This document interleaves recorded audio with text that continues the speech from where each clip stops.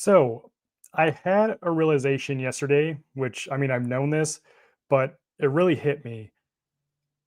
Most people who are trying to secure their crypto are focused on the completely wrong thing.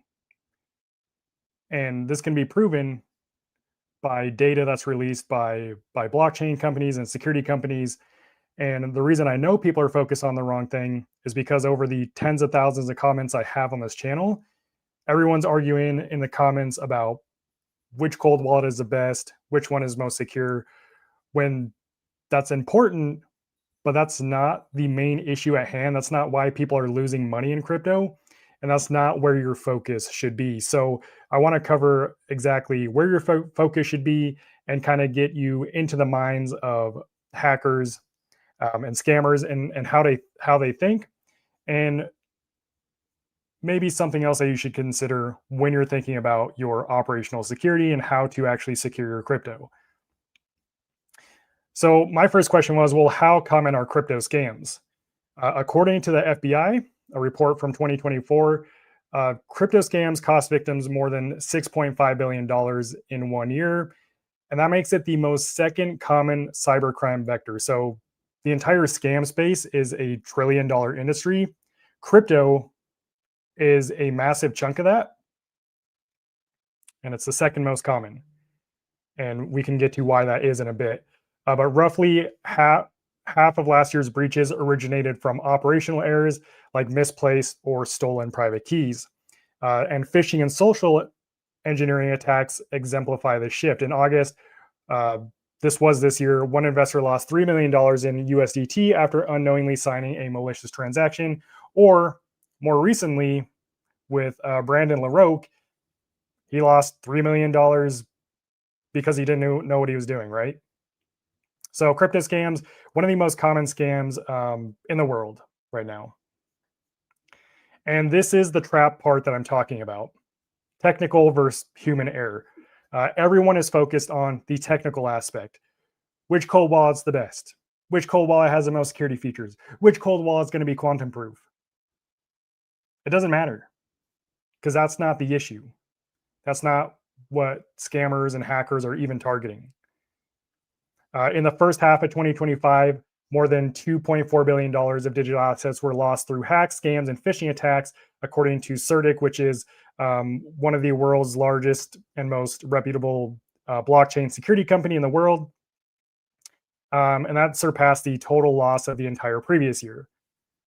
Just in the first half of 2025. And then roughly half of last year's breaches originated from operational errors, like misplaced or stolen private keys. And experts warn that attacks will increasingly rely on psychological manipulation rather than brute force code exploitation. And all that means is that attackers are focusing on attacking the human, not the actual physical hardware product that we're using. So this is kind of how hackers think, from what the data is telling us. Cyber criminals know that the weakest link is not always the technology. Of course, the technology is still important, but assuming the technology is secure, the human involved is the weakest link.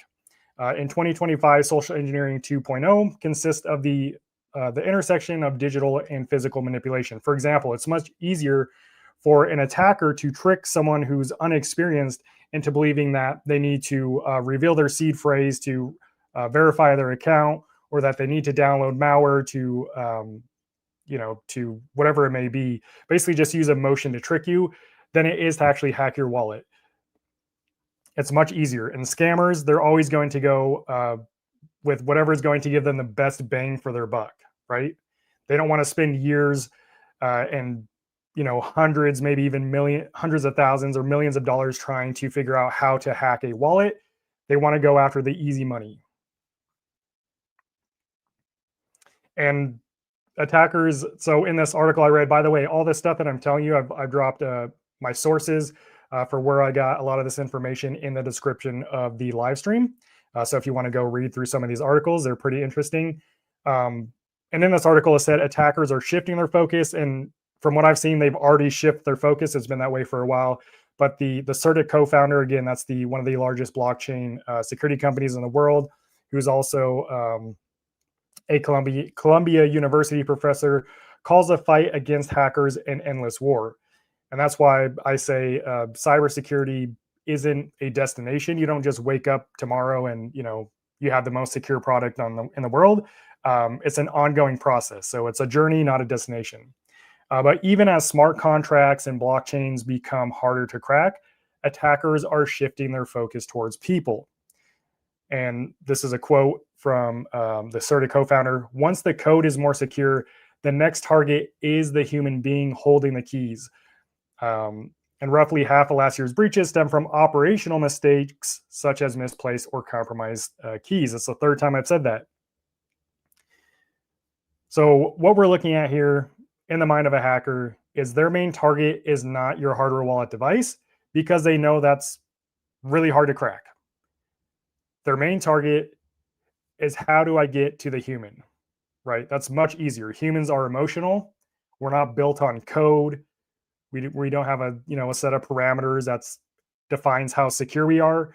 Humans are very emotional, whereas our hardware wallets and the technology, it's a bunch of code. It's based on math and other things. And a lot of people, I've seen them say, well, it's much safer to keep your crypto on an exchange rather than putting it in something like a cold wallet, which, if you've watched any of my videos, of course, I don't agree with that. But crypto exchanges are the gateways to the digital asset universe. Like, if you want to buy crypto, you have to go through a crypto exchange. And that makes them prime targets, because a lot of people who, are just getting into the digital asset space, a lot of them are just staying on exchanges. They're keeping their money with these centralized entities. So despite increased regulations and improved security measures, hackers continue to find a way. And of course, we have a ton of data from, there's hundreds of exchanges. Over 400 crypto exchanges have shut down since, I think, 2014. And a lot of those exchanges took the money with them, right? Maybe because they got hacked and they had to file bankruptcy, or because the exchange was ran by someone bad in the first place. But some popular examples are Mt. Gox, CoinCheck in 2018, the 2020 KuCoin hack, and then most recently we had the Bybit hack, which was also partially user error, but there was an aspect where the code was also compromised on the multi-sig platform they were using. But in 2025 and beyond, so definitely as we move into 2026, the risks are even greater, because centralized exchanges continue to sit on billions of dollars worth of users' deposits, which are basically digital honeypots for cyber attackers. So I feel like, that could be worth it for hackers. If they had to spend, a year or two trying to find a vulnerability in a crypto exchange, which, has access to billions of dollars worth of crypto, then that would be worth it. But when it comes to hardware wallets, since they're self-custodial wallets, every wallet has their own key. Your wallet's different than my wallet. It's a lot harder to access those wallets from a technical side and make it worth their time, because you might have $1,000 in your wallet, the next guy has $5,000. So it's much easier to just, or much more enticing, I guess, to target a crypto exchange where you might have access to billions of dollars versus a single wallet where you have access to maybe a couple $1,000s.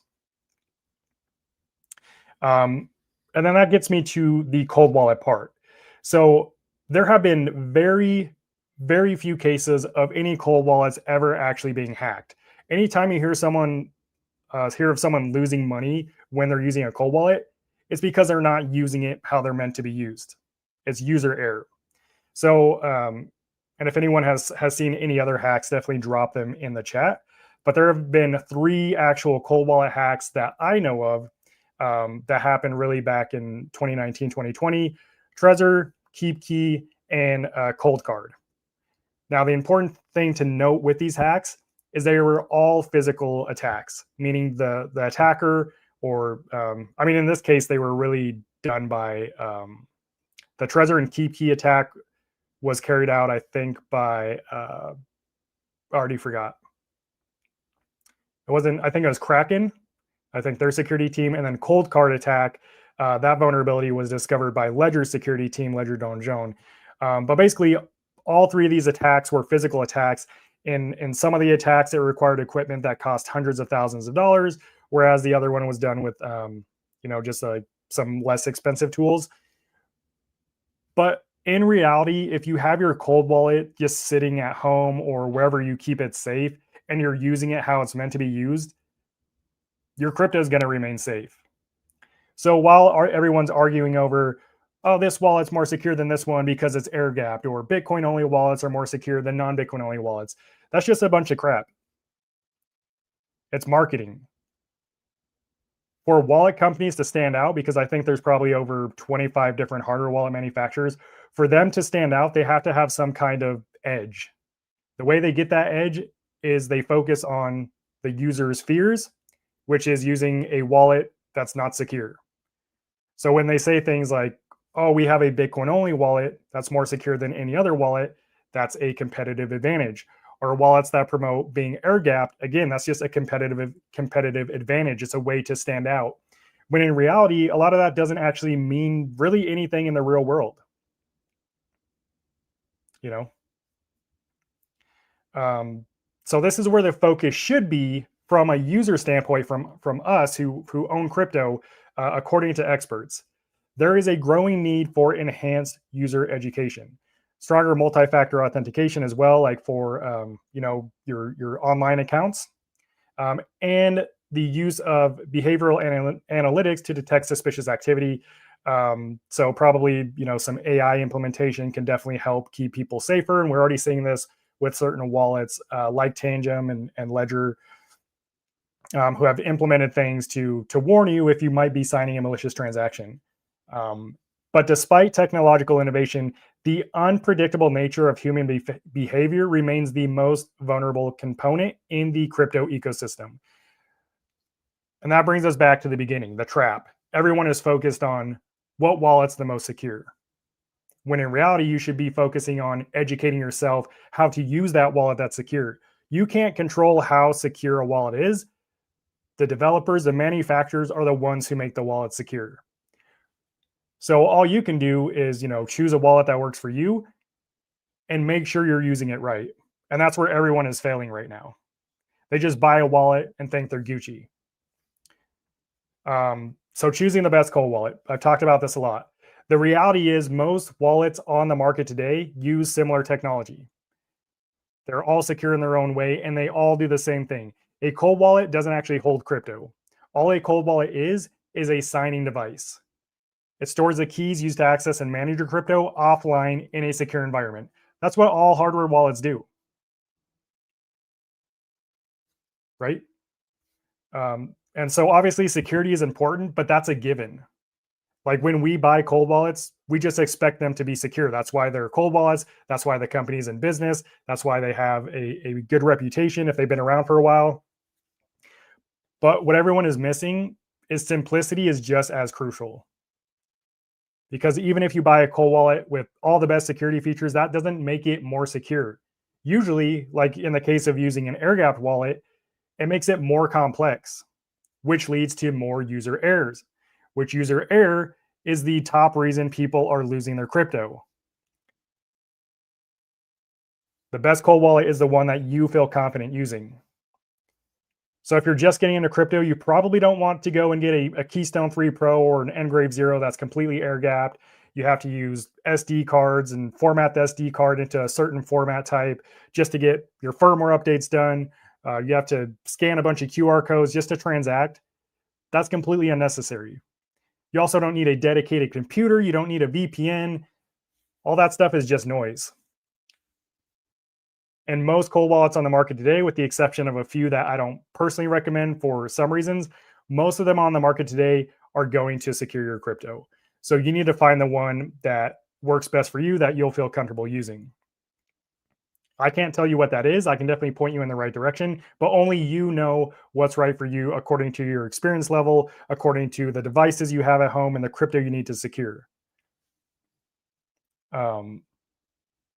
So yeah, that's kind of my tangent. Basically, make sure, yes, you're using a secure cold wallet, but also, and more importantly, make sure you understand how to use it properly. And if you have any questions about anything we're talking about, go ahead and drop them in the chat. I'll get to them in a bit. Um, but that's why, the wallets that I recommend and the wallets that I personally use, um, they're simple to use. Tangem, it's the easiest wallet on the market. Anyone who's just getting into crypto and is looking to secure their crypto, get a Tangem wallet, because that's the wallet that you're the least likely to make mistakes with. Ledger, also extremely easy to use. Trezor, simple. One key, also simple. Then you get into air gap things or Bitcoin only wallets that have cameras and QR codes. To me, that's just not necessary. And there has been, I've been told by Ledger security team that Bitcoin only wallets, it's just marketing. They're targeting the Bitcoin market, right? There's nothing wrong with Bitcoin only wallets. If you only hold Bitcoin and you want to use a Bitcoin only wallet, it's going to secure your crypto just as well as, a non-Bitcoin only wallet. The argument that Bitcoin only wallets have less code assumes that wallets that have more code, that code isn't safe, which isn't the case. Same thing with air gap wallets. In the real world, they don't actually provide any more protection. You can still get malware through an SD card when you do firmware updates. Malware can still be, things can still be modified through QR code transactions. And again, after all this data that we've gathered and that's out there, we realize that, it's not even, malicious code affecting our cold wallets. That's the problem. It's the person that's holding the wallet that's the problem.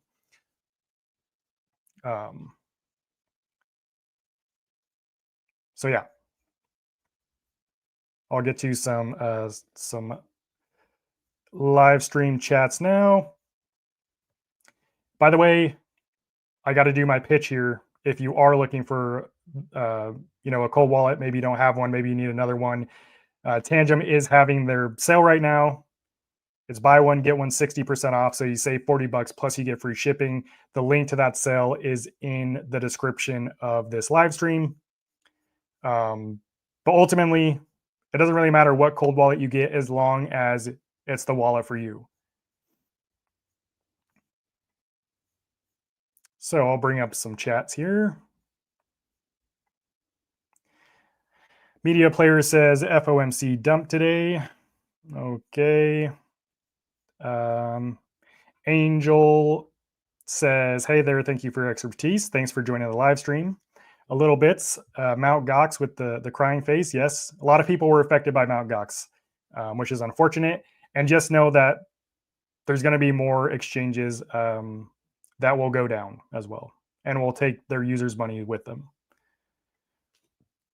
TTK says, less code, less exposure to vulnerabilities. You do need a wallet you can link to an exchange by signing a contract to get some airdrop to store your Bitcoin. People have no clue what they're signing. You don't need to link your wallet to a crypto exchange. I've never had to do that. Less code, less exposure to vulnerabilities. Again, you're assuming that the code in other wallets that aren't Bitcoin only is vulnerable, which is usually not the case. If that was the case, then why is it that, there was a vulnerability with Cold Card? Huh, that's weird. Cold Card's Bitcoin only. How was there a vulnerability? Maybe because it wasn't built as securely as it could have been. That's the case for any wallet. It doesn't matter if it's Bitcoin only or air gapped. What's going on, DSM? How do you like the new Trezor? Do you still prefer Tangem more? Okay, so a couple things. First off, I don't even have the new Safe 7 yet. It's on its way as we speak. As far as preferring Tangem more, I'm probably always going to prefer Tangem from a usability standpoint. Nothing compares to Tangem right now. No physical device with a screen compares to Tangem simplicity. For that reason. Trezor, the Safe 7 does look promising because it finally has Bluetooth, so you can connect it to, you can use it on your computer, you can use it with your phone, you can use it with your tablets. So I think it's promising. As far as what I still prefer, Out of the 30 plus cold wallets that I own, I use Tangem more than any other wallet.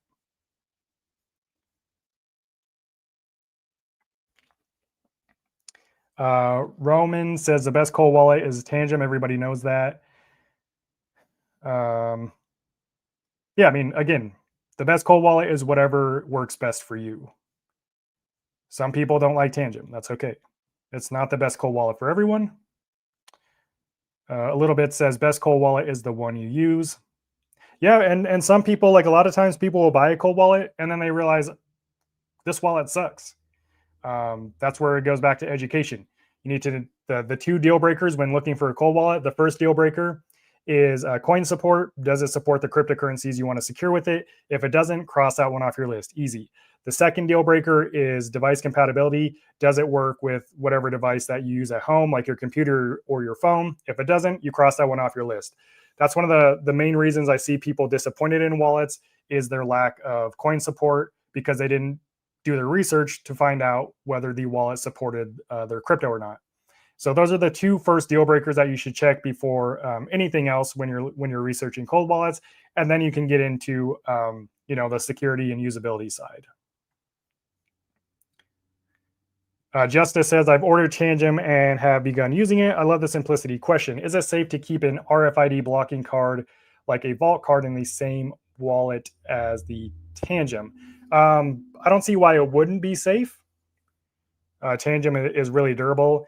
I don't see how that would affect it. Tangem is also immune to EMPs, electrostatic discharge, X-ray machines. I don't see any issues with doing that. And I have put my Tangem in a RFID blocking sleeve before. I don't really keep them in there anymore. It doesn't really matter to me. But I have put my card in there before. It didn't do anything, as far as affecting it negatively.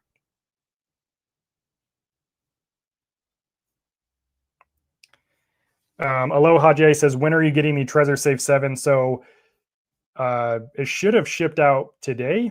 It should be on its way. So anytime between now and probably early next week. Artman says, hit the like button. Appreciate it. If you want to hit the like button, or if you see the hype button down there, hit the hype button. I don't know if they have that on live streams, but I don't know. It's some new feature YouTube has. DSM says, will my Ledger Flex automatically update for me before I move my crypto to it, or do I manually have to check for updates, or do I not need Ledger Live at all? To update your Ledger wallet, it needs to be connected to Ledger Live. That's how you get the firmware updates. Every time you connect your Ledger wallet to Ledger Live, it should tell you if you need an update. It's not going to start the update automatically for you. You need to manually initiate that update. And you should keep your cold wallets up to date if it is a cold wallet that requires firmware updates, not just for usability and new features, but for security as well. It's very important that you keep your wallets up to date. Whereas, there are some wallets like Tangem, they don't require any firmware updates. The only thing you have to update is the app. So if that is a concern, if that's something that you can't do, you just don't, you can't make the time for it, then maybe consider getting a wallet that doesn't require firmware updates. Rainer says, would you hold a serious Bitcoin stack on Tangem though, or is it more casual wallet for small holding? Absolutely. Why wouldn't I hold? I don't see a reason to not trust Tangem as much as the next wallet. I don't see it. Tangem's been around since 2017. They've sold or produced more than 6 million cards, not a single compromise. That's a lot better track record than some of the other wallets. I don't understand the thought process there, that Tangem's not for holding larger amounts. Why wouldn't it be? What data leads you to believe that it's not a good wallet for holding large amounts? I don't understand it, honestly. Jason says, I use RFID card in my pocket wallet to secure all my cards. So there you go. Simon says, if user error is a leading cause of crypto hacks, is it best to store everything on one cold wallet or diversify across many cold wallets? More wallets, more headaches. There's a couple ways to look at that. More wallets, more headaches, maybe, depending, or more wallets, less risk. Because if you do make a mistake, because you made an error and you have all your crypto stored on one wallet, then you lose all of your crypto. So your risk is much higher versus if you have your crypto spread out across 3 wallets and you make a mistake and lose, that one wallet, you still have your, the remaining 66% of your portfolio or however you do it. So that's really only you can answer that question. But I will say there are wallets that make it really easy to diversify your crypto. Again, Tangem is going to be the most easy to diversify your crypto. You can set up and manage dozens of Tangem wallets in the same app on your phone that are all secured by your own key or by their own individual keys. And all you have to do to switch between the wallets is just swipe on the top of the app. And then, of course, you always need the physical card to make transactions, but it doesn't have to be difficult. The reason crypto is difficult, or at least the security side of it when it comes to wallets and things, is because people overcomplicate it. They think that they have to have these crazy setups, again, with like dedicated computers using a VPN with multi-sig setup. You don't need all that. That's all just noise. You're just making something more complex than it needs to be. That's why I say, like, really figure out what works best for your scenario.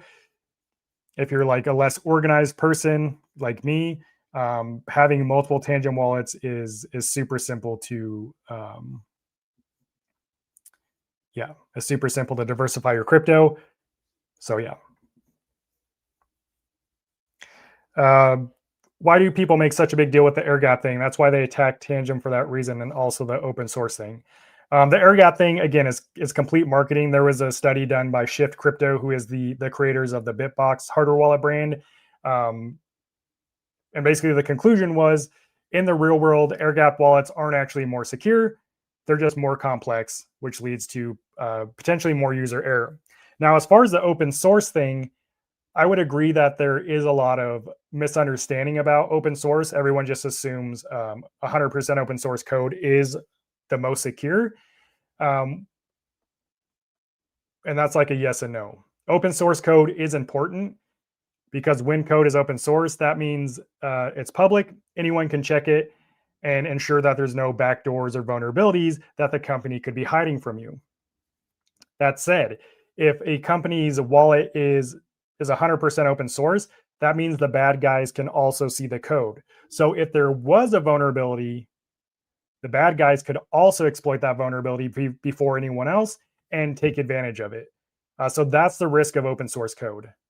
It's not just for the good guys, but the bad guys too. So sometimes, there can be a little, a middle, like maybe you don't have a fully open source wallet. Maybe it's 95% open source. Like Trezor, they're 100% open source. Even with their new Trezor Safe 7, if you go and read about it, they're hoping that if there are any vulnerabilities, that the public will bring it to them, and it allows them to fix them faster. That's another good thing about open source code, is vulnerabilities will be discovered quicker, which means they can secure their product even quicker. Now, of course, before an open source company or open source wallet would release their wallet, of course, they have internal audits and audits from security experts. They're not just going to blindly release something and hope that it's secure. They do their due diligence, but that doesn't mean that they didn't miss something. Now, if that was the case for something that's closed source, well, it wouldn't really matter as much because the code is closed source. No one can view it. So if there is a vulnerability, it's good for the company because they could just fix it internally without ever having it exploited. But it's bad for us as users because, again, they could be hiding a backdoor. We don't know. That's the reason I don't recommend using Decent. They're 100% closed source. We have no idea if any of the claims they make are true. Arculus is 100% closed source as well, the last time I checked. And maybe there might be a couple more. I just don't remember off the top of my head.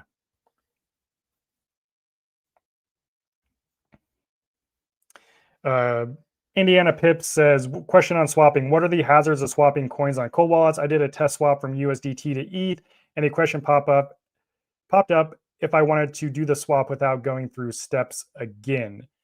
So that sounds like it may have been asking for approval, like unlimited token approval. you don't want to do that when you're using a cold wallet, because if the platform you're using is ever compromised in the future, that contract will still be approved and they could potentially access your wallet. This has happened in the past. In general, though, like swapping on a cold wallet, a lot of cold wallets will use centralized exchanges. So you're not actually signing spend approvals. What you're doing is you're basically sending your crypto externally to the third party company. They do the swap for you, and then they send it back to your wallet. If you're that worried about it, just don't swap crypto in your cold wallet. I don't usually swap crypto in my cold wallet, not because I don't think it's secure, but because cold wallet, the partners, the exchanges that they partner with, and the convenience fee, it usually costs more than just sending it to an exchange and swapping there. Also, like if you're trying to get on certain meme coins early that aren't on exchanges yet, that's when a hot wallet comes in. You would send your crypto to a hot wallet. You connect that hot wallet to a decentralized exchange where you can buy the meme coin. You would do the swap, and then you can send the meme coin back to your cold wallet for safekeeping. And even that really doesn't cost a lot, depending on which network it's on. But as far as swapping on cold wallets, I would just watch for signing unlimited spend approvals, is what I would say. Joe Dorsey says, "What is the best cold wallet for people just started using crypto?" Tangem, 100%.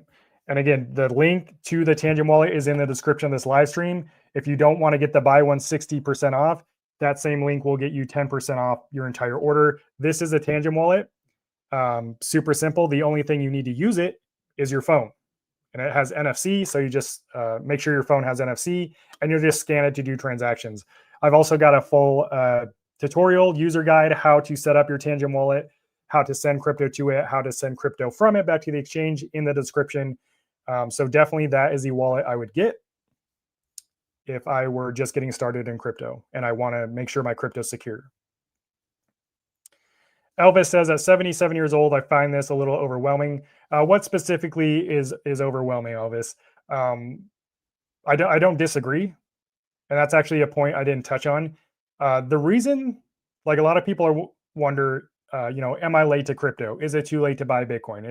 Am I just too late to the entire space? The reason you know that it's still extremely early is because crypto is still so confusing. It's way too complex for the average person. Way too many mistakes are still being made. It's like the same thing with the internet. At first, everyone was scared of the internet, right? It's this big unknown thing. But then the internet got easy to use. We don't call it the internet anymore. It's just a phone in our pocket. Until crypto becomes that seamless, until we stop referring to it as crypto, until everyone just uses crypto without even thinking about it, we're still early. So if you are in crypto right now, you have to understand that you're still very early, and it does take a lot of time and effort to understand how it works. And that's just what you have to do if you want to be early to technology like this, and potentially reap the benefits of being early. You have to be willing to dedicate the time and the effort and any of your resources to learn how this stuff works. Otherwise, you're going to get absolutely wrecked, and you probably won't revisit it, at least from what I've seen, later on, until it might be too late.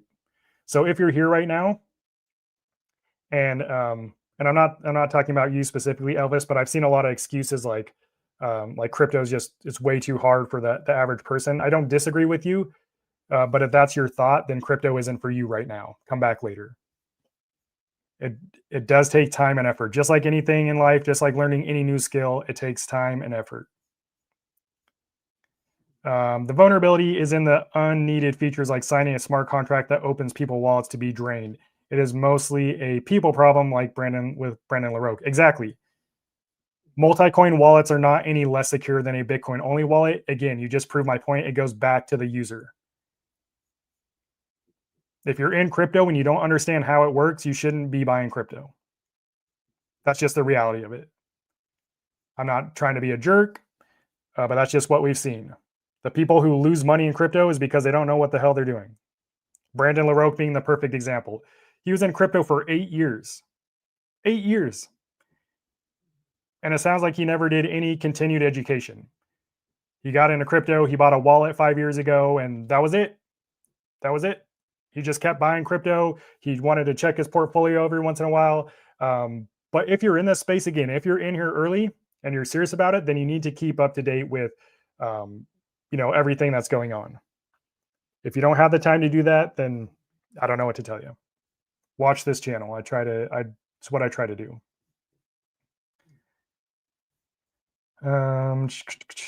Okay. Question: can you hold more than one coin per cold wallet? Yeah, of course. Unless you're using a Bitcoin only wallet, which only supports Bitcoins, all these wallets like Tangem, the one that's linked in the description, these hold literally, if we're getting technical, they hold millions of different cryptocurrencies. So the way cold wallets work is if a cold wallet supports a certain blockchain network, for example, Tangem, it supports Ethereum. Then it also supports not only ETH, which is the native coin, the native cryptocurrency for the Ethereum network, but it also supports all of the ERC20 tokens, all the meme coins like Pepe, and all that stuff. It supports all those coins as well. So yeah, you can store, thousands and thousands, maybe even millions of different cryptocurrencies using a single cold wallet. And any cold wallet website you go to, there's going to be a tab on the website that'll say coin support. And you just click on that tab, and you can either go through the entire list of coins and tokens, or you can use a search function. Let's say you want to hold, like, does this wallet support XRP? You just type in XRP, and it'll tell you. In fact, I could probably I could show you an example of how to do this. We'll just use Tangem. So on Tangem's main page, if you wanted to check if this wallet supports your cryptocurrency, if you scroll down here to about the middle section, you can just type in, whatever coin. This is the entire list. You also have network support. Tangem supports more than 84 blockchain networks right now. But let's say like a meme coin. Does this support Pepe? Maybe. Oh, there we go. So you can see it supports Pepe, and then you can see over here it supports Pepe on Ethereum, BNB Smart Chain, Avalanche, and Arbitrum One. Does this support Solana? Oh, it does support Solana. Okay. So yeah, wallets like these support thousands of cryptocurrencies. So you definitely want to check that before you get a wallet. I'm not even showing it, am I? My bad. Let me go through that again. There we go. Sorry, guys. So yeah, on the Tangem website, if you scroll down in the middle, access to thousands of cryptocurrencies. And again, every hardware wallet manufacturer has this, but you just go to the search bar here and you can search for whatever coin you want. Again, Pepe, you can see it supports Pepe on these networks. Does it support Solana? Oh, it supports Solana. What networks does it support? It supports all these. So yeah, definitely check this before buying your wallet. And like I said, the link in the description will take you directly to this wallet, and you'll get a discount no matter which one you choose. Tangem is having a buy one, get one. It says 50% off, but that link will add this 10% off code.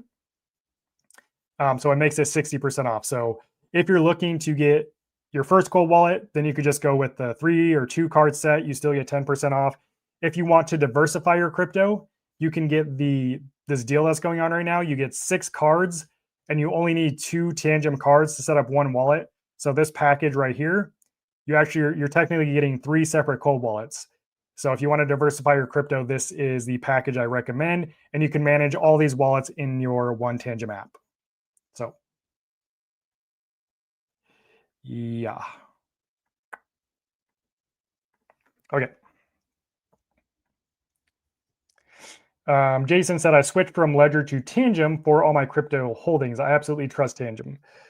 Yeah, for sure. I mean, all my friends who are just getting into crypto and my family members, any of them who are interested in moving their crypto off an exchange, which of course I tell them to do, I always start them on Tangem. They're still using Tangem to this day, and I don't set it up for them.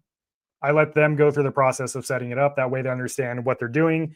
They understand the importance of a seed phrase, and all that good stuff. James says hidden wallet video Tangem. James, if you're If you're asking how to set up a hidden wallet using Tangem, that video already exists on YouTube. If you type in, let me try to find it. Tangem.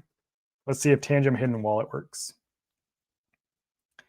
Yeah, so James, if you just type in on YouTube Tangem hidden wallet, a video from my other channel, my old channel, it says make your Tangem wallet more secure, passphrase setup tutorial. That video shows you exactly how to do that. Elvis says, at 77, I find this a little overwhelming. I'll order Tangem and work my way through this. That's the exact attitude you need in this space. But Elvis, don't be like the other people who buy a cold wallet and then it just sits there for 3 years. You don't have to be scared of taking your cold wallet out of the box and setting it up. Like that process alone is not scary because you're not dealing with any of your crypto yet. Simply taking your wallet out of the box, setting it up, going through the app, looking at how it works. There's no risk in doing that. The risk comes when you start interacting with your crypto. But even then, like when you go to send crypto from the exchange to your cold wallet or from wherever, just send a small test amount first. Just do $10, right? But that's the exact attitude you need to have in crypto right now. You can't be scared or fearful of making mistakes, because the only way to learn is to go through it. Like I'm self-taught. I bought my first cold wallet in 2020. It was a Ledger Nano X. I still have it. And especially in 2020, there was not as many tutorials and information about how this stuff works as there is now, which is one reason I started Cyberskrilla in 2021. So that is the exact attitude you need. Fortunately, there are tutorials and things online that can help you now, though. So it's even easier. I'm not going to say it's easy, but it's easier now than it's ever been to learn how to secure your crypto. Elvis rocks. I agree. Richie Rich says, I'm new to crypto. I had already purchased a Ledger Flex. It should be arriving today. It seems fairly easy to use after watching another one of your YouTube videos. Thanks for your advice. Yeah, exactly. And same thing to you, Richie. Just there's no harm in setting it up and taking some time to explore how it works. And then once you get a little confidence, go through the app, just do a small test transaction, build up your confidence. Today, almost 6 years later now, after using a cold wallet for the first time, for me, sending crypto is like as easy as sending an email. It's, of course, you still want to do all your checks, make sure you're sending it to the right address, but it's really easy. For example, when I sell my crypto, I transfer it from my Tangem wallet to my crypto exchange. I hit the sell button, then I withdraw it to my bank account. I can have that entire process done in literally a few minutes. And the only reason it takes a few minutes is because it usually takes a while for the crypto to show up on the exchange. But that's the point that I'm at right now. Is it's just easy to do, right? I feel comfortable doing it. Everyone can get to that point, but you don't get to that point by just sitting there and watching tutorials. You have to actually go through it yourself. Hacks says, how can I know how much chains can hold in a wallet? What would be the minimum storage capacity? There's no limit to how many blockchains a wallet supports. Like when you buy a wallet, whatever networks they support, that's what it supports. There's not a limit to the blockchains. It's just whatever the wallet supports, that's what it supports. Also, wallets add new blockchains all the time. Like Tangem, I swear, adds a new blockchain every month, it seems like. So there's no minimum storage capacity. The only wallet that has storage capacity is Ledger. Ledger has blockchain apps. But even then, you're not limited to how many blockchains you can use. You just have to uninstall and reinstall certain apps, and Ledger is unique in that. So Ledger is really the only wallet that has like a minimum storage capacity, but it doesn't affect the overall amount of crypto you can hold or manage across the blockchains that they support. Dangerous Dave says, as a Tangem owner, I can vouch for how easy it is to use, and I'm not super tech savvy. Exactly. You don't have to be super tech savvy to get into crypto and understand like the basics, the fundamentals, or at least how to navigate this space safely. You just have to take the time to learn it and do it.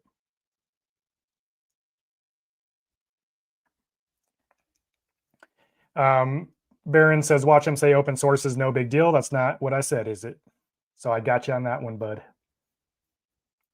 What's air gapped? Air gapped means that the physical device doesn't have any like external forms of communication. So no USB-C port, even no Bluetooth, nothing that can physically connect your wallet to the internet connected device. That's what an air gapped wallet is. So instead of a USB-C or Bluetooth, even it uses a camera to scan QR codes, and it uses SD cards for firmware updates or even sometimes for transactions. But again, that doesn't prevent potentially getting malware on the device, which doesn't ever happen anyways. It just makes the device complicated to use. Teach me how to Doge. Am I late? Not necessarily. Not necessarily. We're still here vibing. All right, we got a couple chats that I need to go through here. Excuse me. Simon, thank you for your super chat. I appreciate that.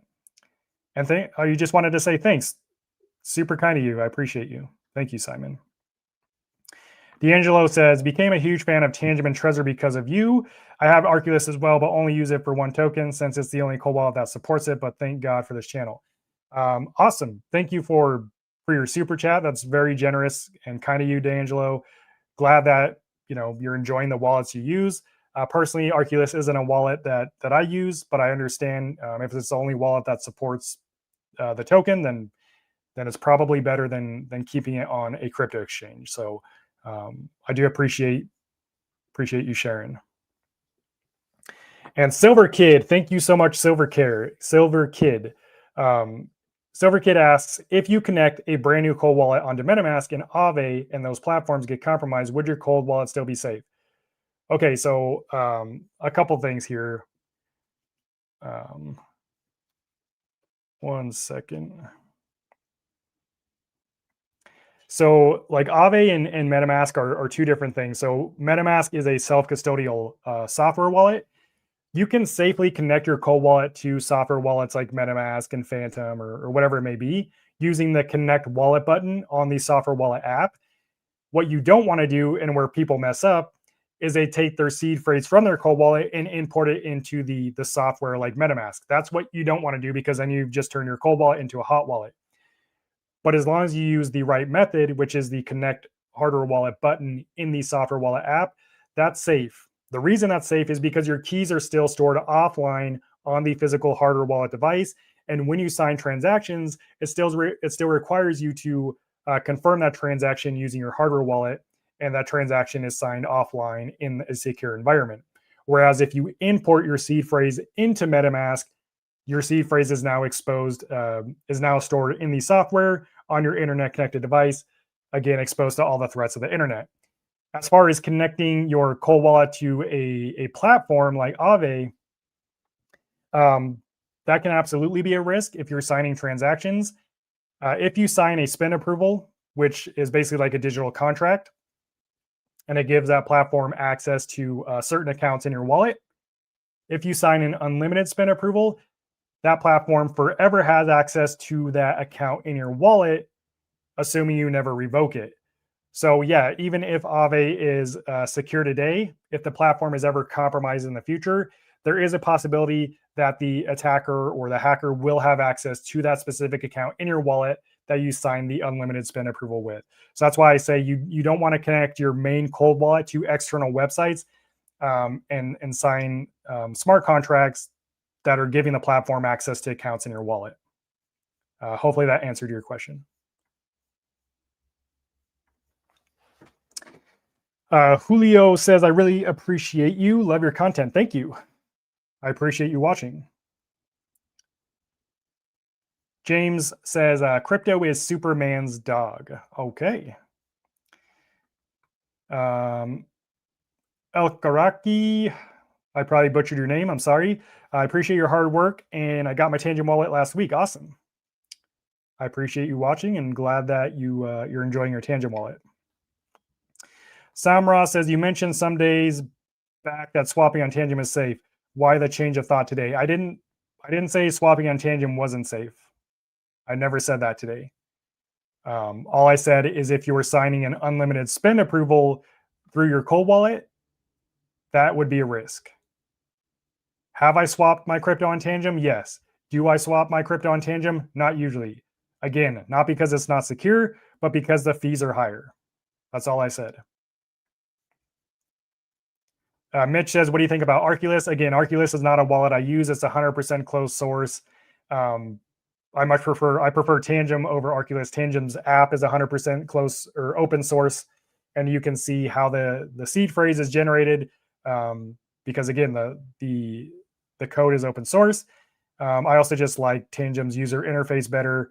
So yeah, I don't use Arculus. I own Arculus. I don't use it. Sits in a box. I really thought Decent was as good as Ledger, if not better. However, I have both with more of my crypto and Ledger. Again, Decent, not a wallet I use. Absolutely not. And I was going to say, I don't know why so many people recommend Decent, but I do know why. It's because Decent, they, which isn't like a bad thing. I'm just saying the reason you see so many influencers talk about Decent on the channel is because Decent will pay them literally just to publish a video. I'm not even talking about like affiliate commission. But they've reached out to me and they said, hey, we'll give you, $50 if you post a video about Decent. So yeah, that's probably why you see so many videos about it. If Decent were to ever open source their wallet, then I would consider it, right?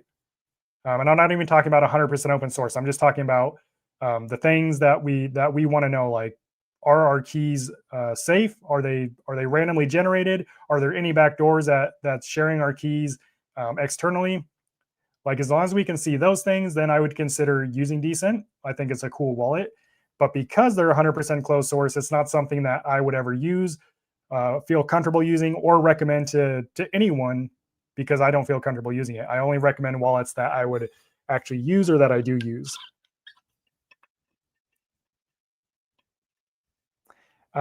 Teach Me How to Doge says, do I need my passphrase when I move to another cold wallet brand? Teach Me How to Doge, if you could clarify, do you actually mean passphrase as in hidden wallet, or are you talking about your seed phrase? Either way, you need both of those, but it depends on how you want to do it.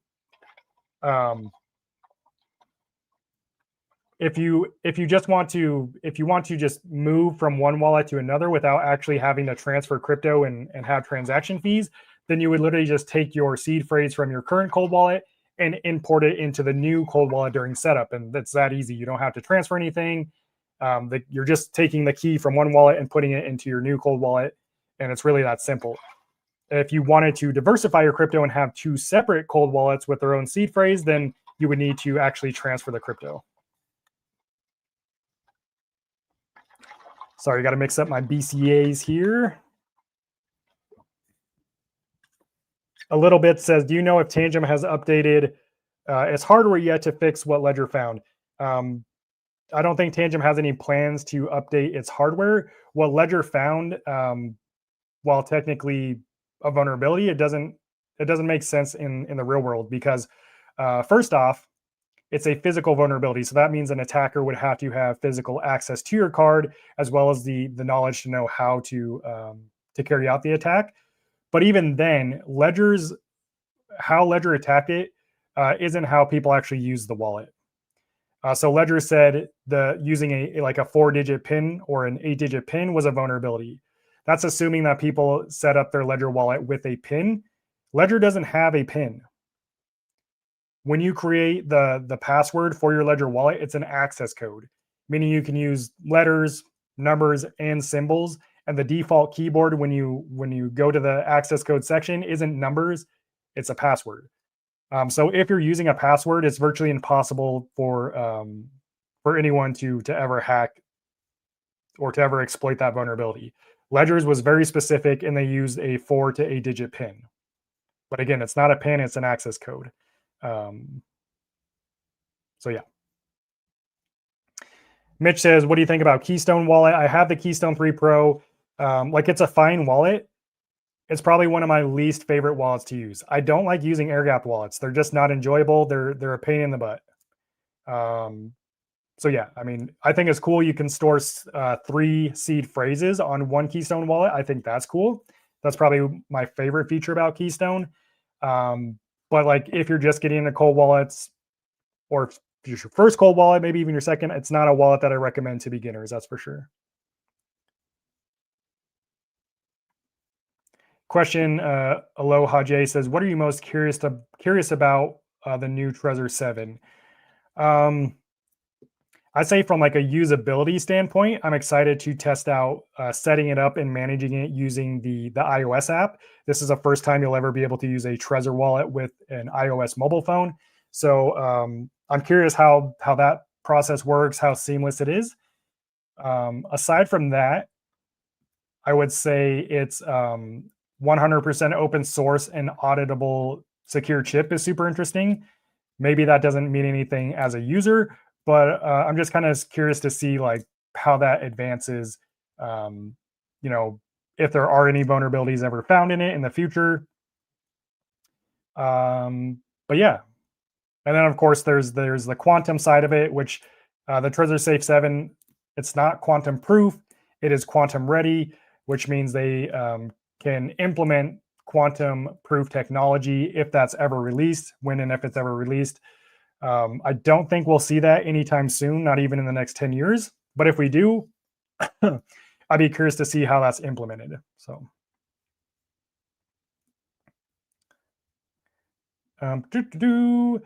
let's see. Chester said, "Skrilla, I need your Tangem link. I ordered mine last week and it never showed up." Um, I guess I don't know what you mean by you need my link. If you want to use my link, it's in the description of this live stream. As far as you ordered it last week and it never showed up, it's not that it never showed up. You mean to say it hasn't showed up. Sometimes things take a little longer to show up, especially if it's coming overseas. Customs always, they can hold your package for as long as they want. In my experience, after ordering 8 Tangem wallets, it always shows up eventually. So, can Trezor Safe 7 firmware update from phone, no PC at all? I believe so.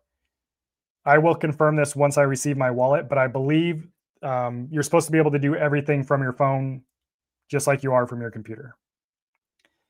Alking says, "I recently bought a steel seed phrase to keep my 24-word seed phrase safe, but if the words in the 24-word seed phrase have more than 4 letters, it saves the correct word with only 4. Can I trust it?"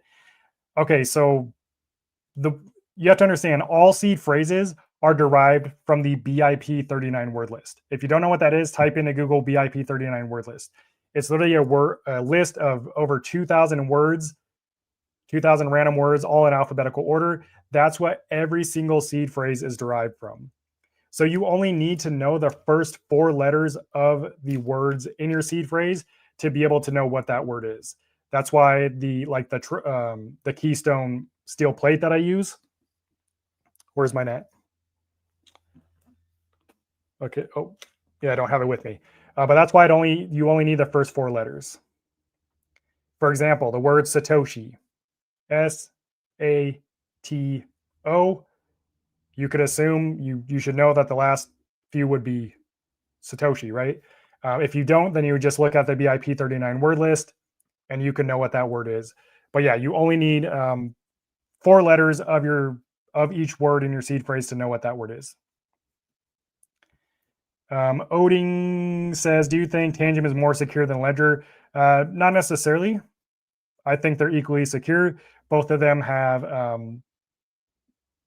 secure your crypto the same, but none of them have been hacked. I'm talking about the physical device. I trust them equally the same to secure my crypto. I'll say that.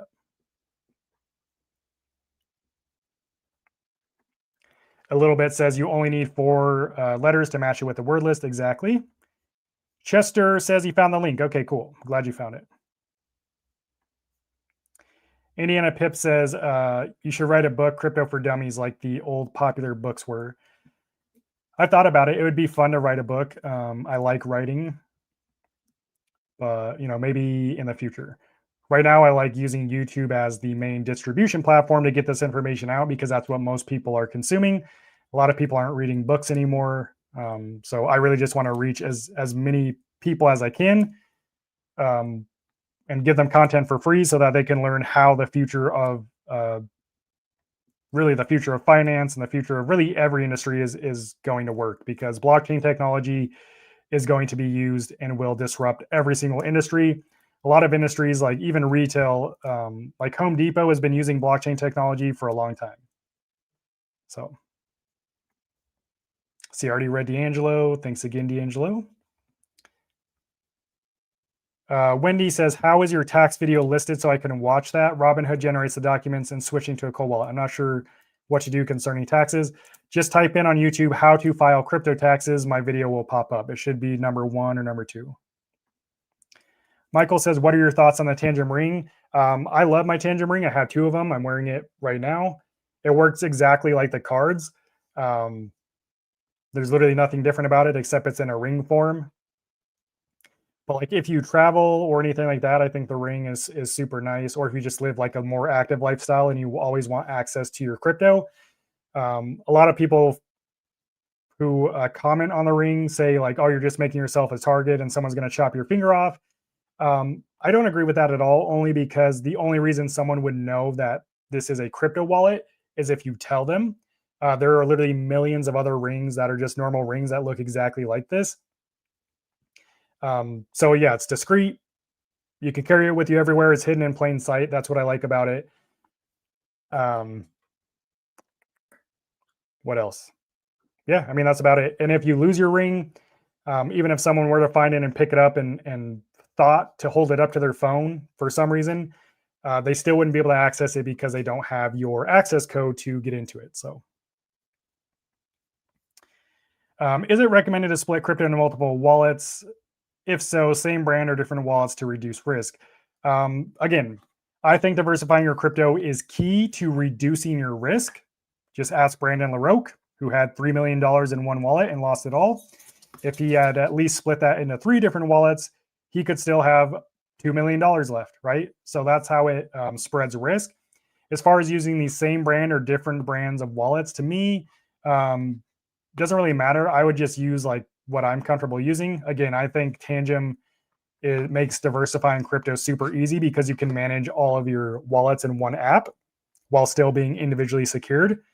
But if you wanted to try different wallets just because you want to try out different brands, then I don't see a problem with doing that either.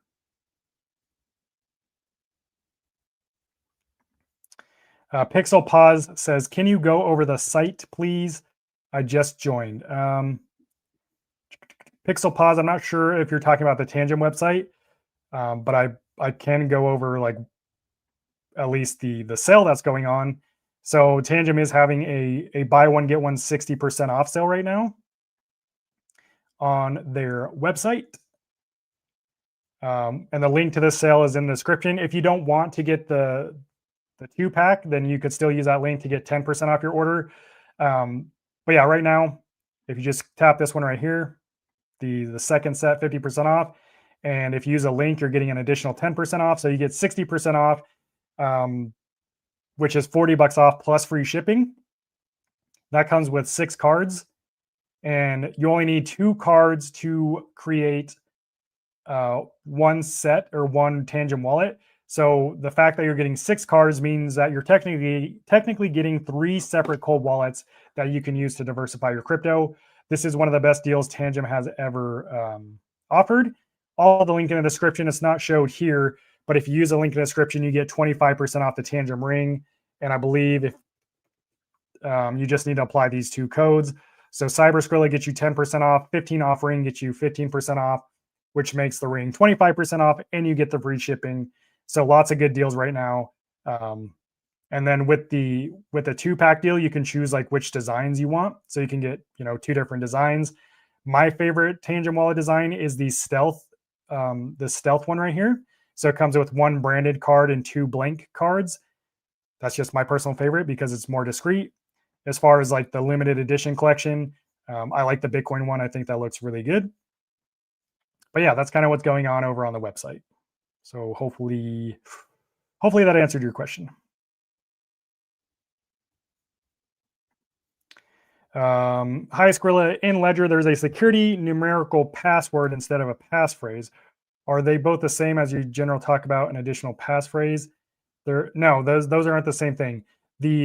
the security numerical password, or I'm assuming you're talking about the PIN. The PIN is what prevents anyone from being able to access your physical Ledger device or the Ledger Live software. A passphrase is on the cryptographic level. A passphrase changes your seed phrase and creates a completely new wallet on the blockchain with its own pair of receiving addresses and private keys, two completely separate things. Anna Pip says, I'm 73 and appreciate all your help. I do small transactions to test before sending large amounts. That's awesome.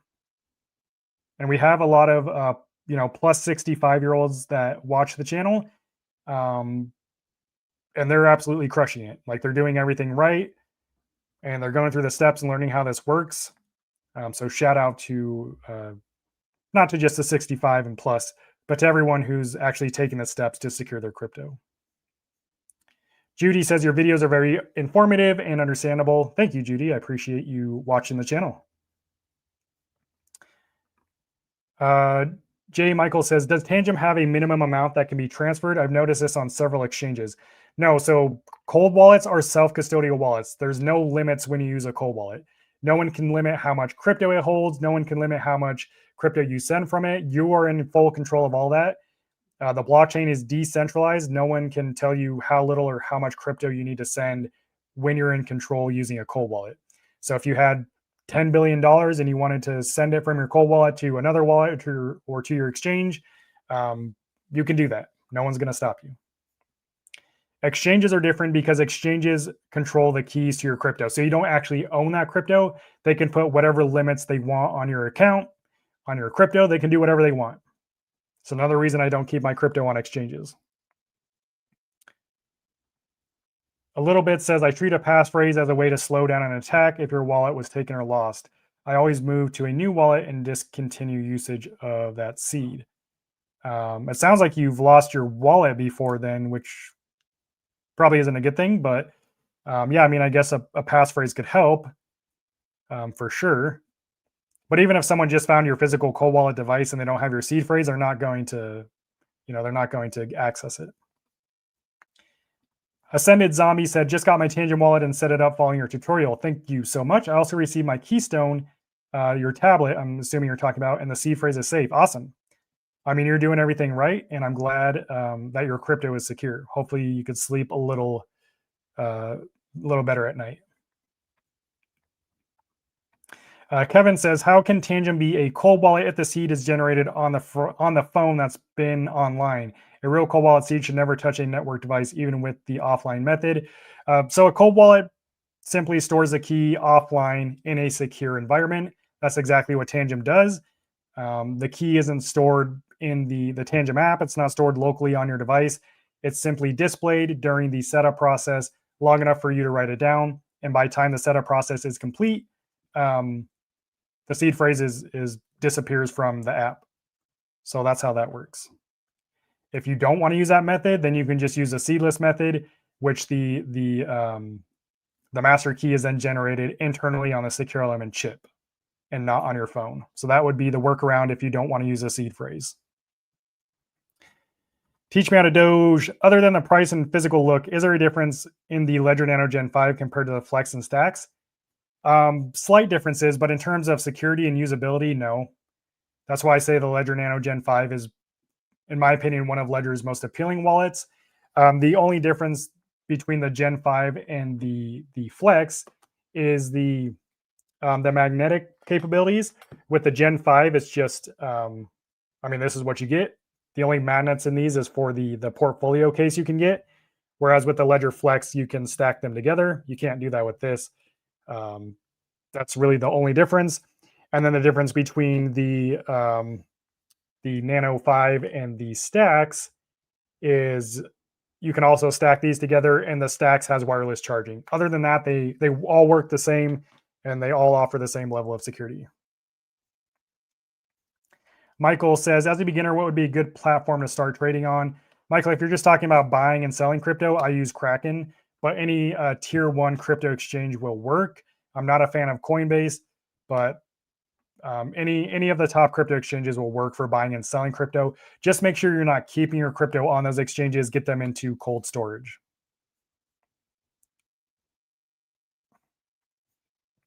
Is EveDex secure, or they're still dangerous to be using fake smart contracts? I've never heard of EveDex.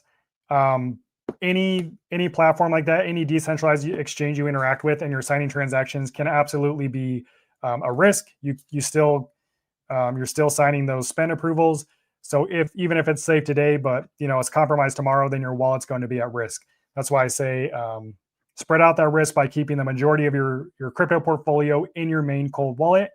If you're interacting with decentralized platforms like decentralized exchanges, use a separate wallet to do that stuff.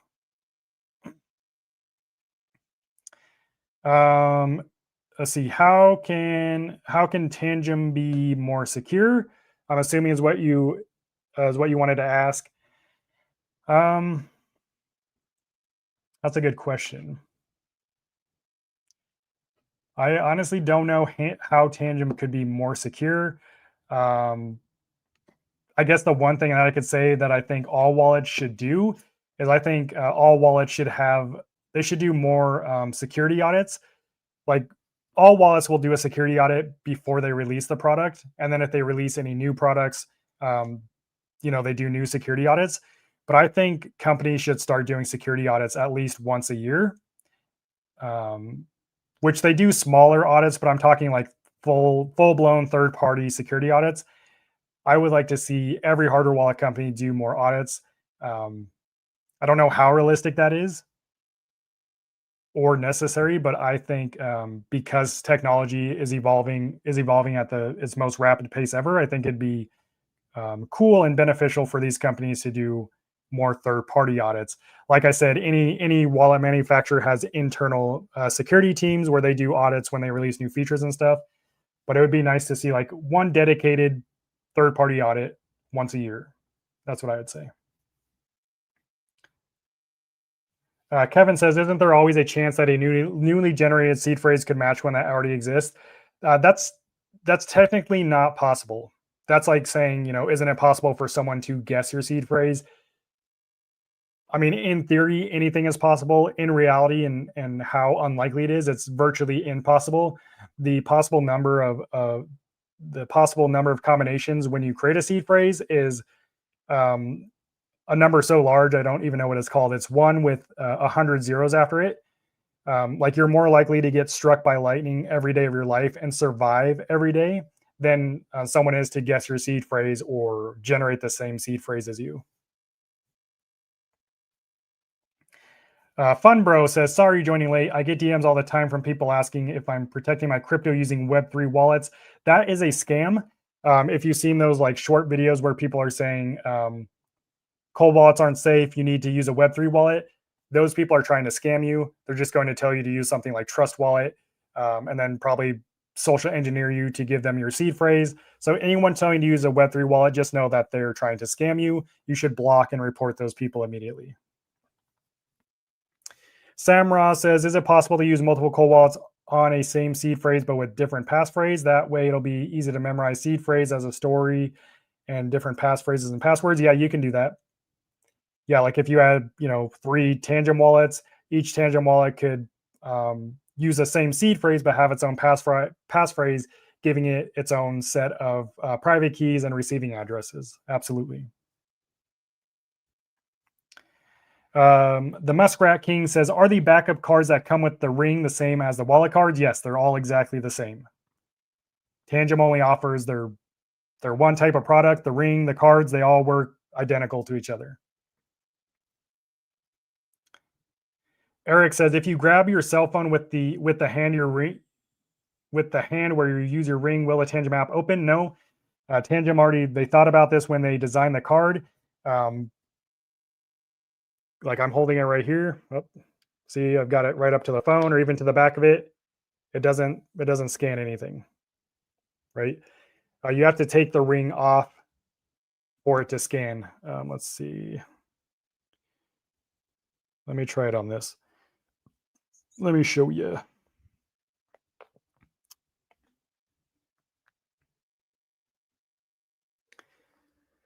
Let's see if you can see that. So got my ring, my NFC antenna on my phone. I think it's like right here.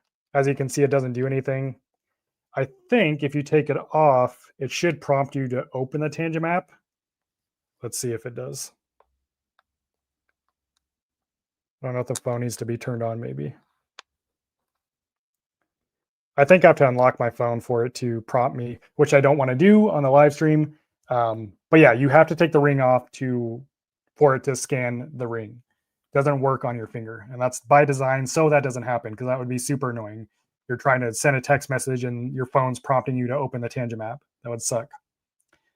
The Lion says, is there any way to know if you selected the seed phrase option on Tangem? I bought it a long time ago and can't remember what I selected.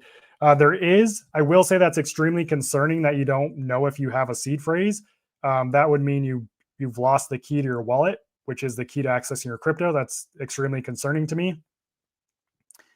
But that said, I'm not trying to scold you or anything. I'm just saying you should really take that seriously. But I will show you how to check if your Tangem wallet is a seed phrase wallet. See if you can see this here. Right here where your portfolio is, if it uses a seed phrase, it says right there, seed phrase. It tells you how many devices, so it's got 2 cards, and this is a seed phrase wallet. If you set it up without a seed phrase, that just wouldn't be there. It would just say 2 devices. So that's how you check. Max says, I'm glad you bring up the access code thing. How hard, or if it's even possible, to brute force the access code? If you're using a completely random password like you would for any account, it's virtually impossible to brute force because no one's going to know that. You know, if you're using numbers and letters and symbols. Also, every failed attempt in Tangem, it does increase the time that it takes to scan the card, and that's where the vulnerability was exploited. Is they Ledger reduced that time so they can try multiple attempts, but as long as your password is random and unique, no one's going to guess it. Versus what Ledger did is they just used a 1 to 4 digit pin, which there's only so many combinations, or sorry, a 4 to 8 digit pin. There's only so many possible combinations of 4 to 8 digit pins. Whereas if you use a completely random password, there's an unlimited number of combinations, making it virtually impossible to guess. What do you think about the One Key Pro? I have it. So I haven't used it for a long time, like since it came out. I didn't like it. The battery drained insanely fast. Like you could watch it drain. Also, it's an air-gapped wallet. Again, I'm not a fan of air-gapped wallets. So yeah, it's my thought. I have it. I don't use it. I actually prefer the One Key Classic 1S, which is their entry-level wallet. I like that one a lot more. And the battery lasts a long time on it. Kevin says, if you had to go with one cold wallet, which one would you use for the rest of your life? Well, it sucked to use one cold wallet for the rest of my life because I would understand that cold wallet is only going to be secure for so long. No cold wallet on the market today is going to be secure, probably 10, 25 years from now because technology changes. So just like any tech, you're eventually going to have to upgrade your cold wallet, I'm assuming. That said, I would probably choose Tangem. It's the wallet I already use the most. So I don't see why I wouldn't choose that one. Austin from X says, what are your thoughts on Cold Card? Cold Card is one of the most popular hardware wallets in the Bitcoin community. I know a lot of people love using it. It's not a wallet I use because I don't use Bitcoin only wallets because I hold more than just Bitcoin. So in that sense, it's limited. That's kind of what I think about it. It's not a wallet I use. If you only hold Bitcoin, I say, it's an option. I would still choose other wallets over Cold Card just because I like their user interface better. But if you're just asking if it'll secure your Bitcoin, it will. I'll say that.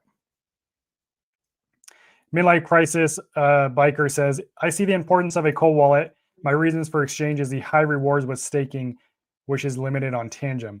I guess, but like at that point, you should weigh your risk versus rewards. Like, how much money are you really making by just keeping your crypto on an exchange? Like, what, a couple $100 a year? Even if that? Like, is that worth the risk of having your crypto on an exchange and being vulnerable to the exchange freezing your funds, locking your account, the exchange getting hacked, going bankrupt, all these things. Like you have to ask yourself if it's really worth the risk. To me, it's not worth keeping my crypto on an exchange just to make 50 to $100 over the year. That's yeah, the risk outweighs the reward there. That's just how I see it. The rewards and things, that's how they keep people on exchanges. That's how they stay in control of your crypto. So it's obviously working on people, but it's not going to work on me. I've already answered this a couple times. My thoughts on Decent is I would never use it and I would never recommend it. It's 100% closed source. There's no way to verify any claims that the company makes are true. So yeah, not a wallet I recommend. Now, if they decided to open source some of their code in the future, then I would consider revisiting it and using it. But until then, it's not something I use.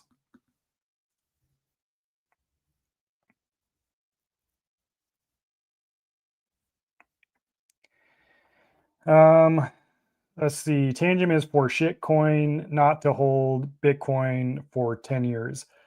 Yeah, I mean, that's your opinion. There's no data or facts to really show that or anything. You don't provide any context. So if that's your opinion, then you're right to your own opinion. My opinion is different. My opinions are based off of data and facts that we have about Tangem, which is that Tangem has been around for almost 9 years. They've produced 6 million cards. Not a single one has been hacked. And I think they're one of the most innovative wallet companies on the market today. But that's just me. Okay. Michael says, is it true that it's best to buy directly from the manufacturer rather than Amazon or any other reseller? Absolutely. Another way that in one of the articles that I posted about all the information I covered earlier, there have been several cases of fake hardware wallets being sent out, and then people receive them and they set it up and they transfer crypto to it, and then they get their crypto stolen. That's a lot harder to do with wallets today because most of them have firmware authentication. But for me, it's not even worth going through the risk of potentially ordering a fake or a compromised wallet when I can order it directly from the manufacturer and know that I have the best odds of ordering a secure wallet. Also, if you buy through Amazon or other resellers, you're not going to get the same deals that you'll get directly on the manufacturer's website, like the deal that's going on with Tangem right now, the buy one, get one 60% off. I don't think you're getting that on Amazon. So, what was your first cold wallet? Was it your go-to cold wallet, please? And thank you. My first cold wallet ever is this exact one I'm holding in my hand. I got this in 2020. It's the Ledger Nano X. It still works. The battery doesn't work anymore, but I can use it plugged in.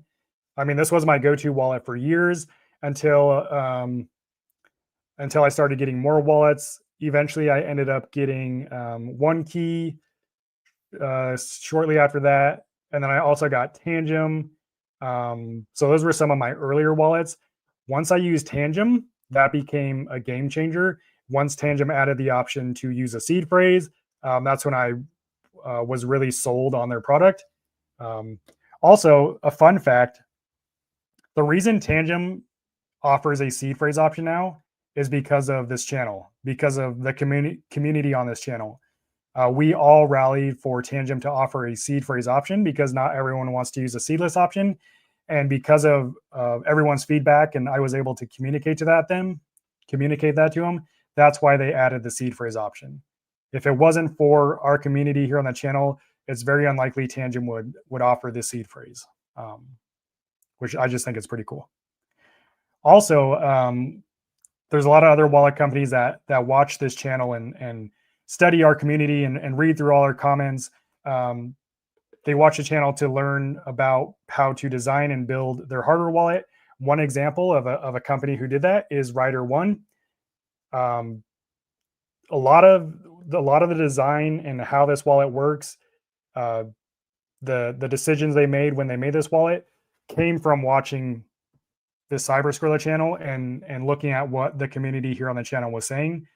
So shout out to everyone who contributes to the channel in a meaningful way. Sharing your feedback and your thoughts and ideas, because you're ultimately helping shape the future of crypto security and the hardware wallet industry, which is super cool.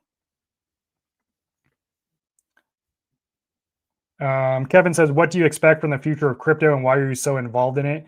The future of crypto is going to be, and not just crypto, but the network that crypto is built on, blockchain technology. Everything is going to eventually be on the blockchain or tokenized, if you want to call it that. Um, why?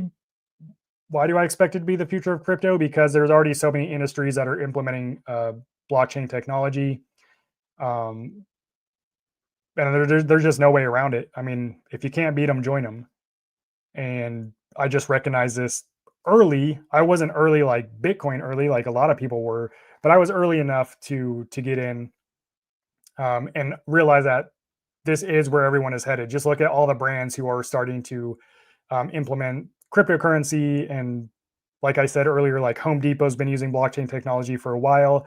Um, so yeah, it's the future, and that just can't be ignored. That is what it is. As far as why I'm so involved in it, um, again, because it is a future, you could either ignore it or you could jump in.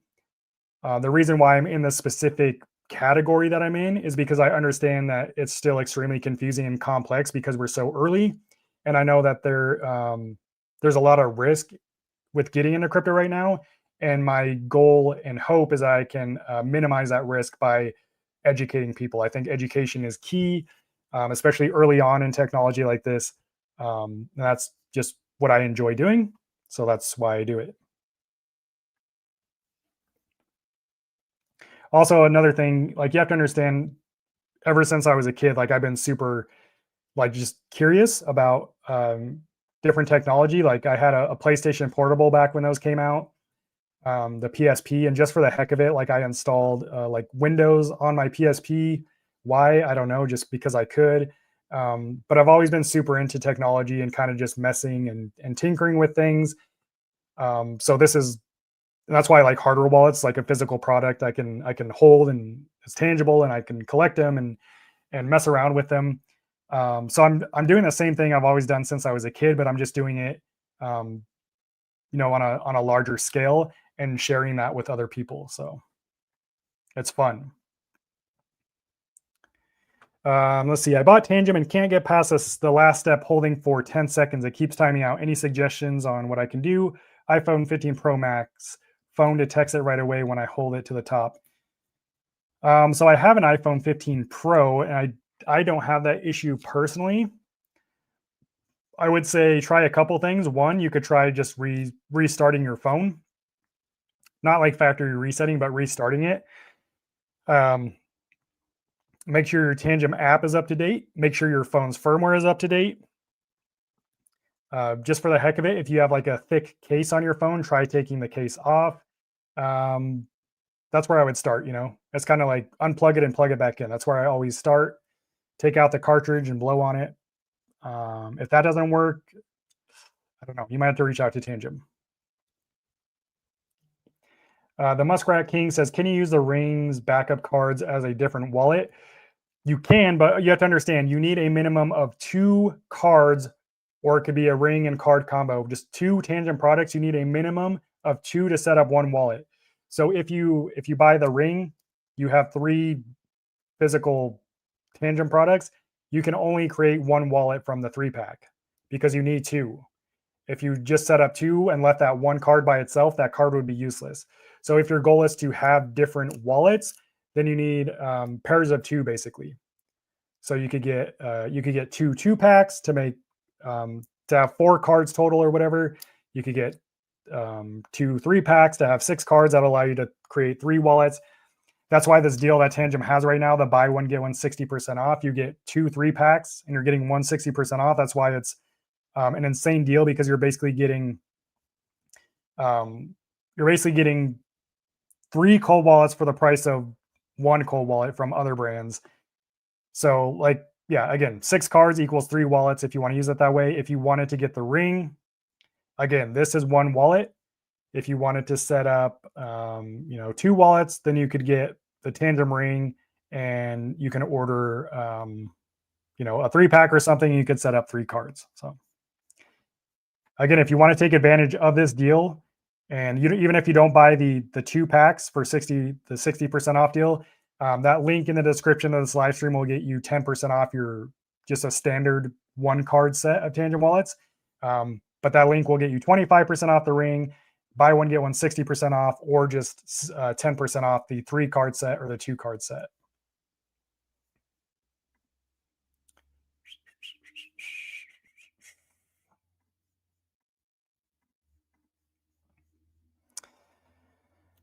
Let's see. Hi, Cyber. Great job on educating people. My question, I got Tangem wallet 3 card option today. Should I use seed phrase or no seed phrase option? Because I have Ledger with seed phrase. That's really up to you.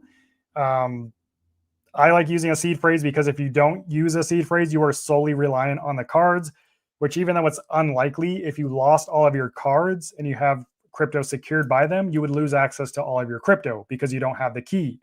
Whereas if you have your seed phrase, even if you lose all your cards, you'll still be able to take your seed phrase and import it into another wallet and access your crypto. So only you can decide if that's something you want to do. If you don't want to have to manage another seed phrase, then you might want to go seedless. It really just depends. Do you think the future of crypto will be like the movie In Time starring Justin Timberlake, in a sense where you can scan your risk like Tangem, scan your ring to pay for things? I haven't seen that movie, at least not that I remember.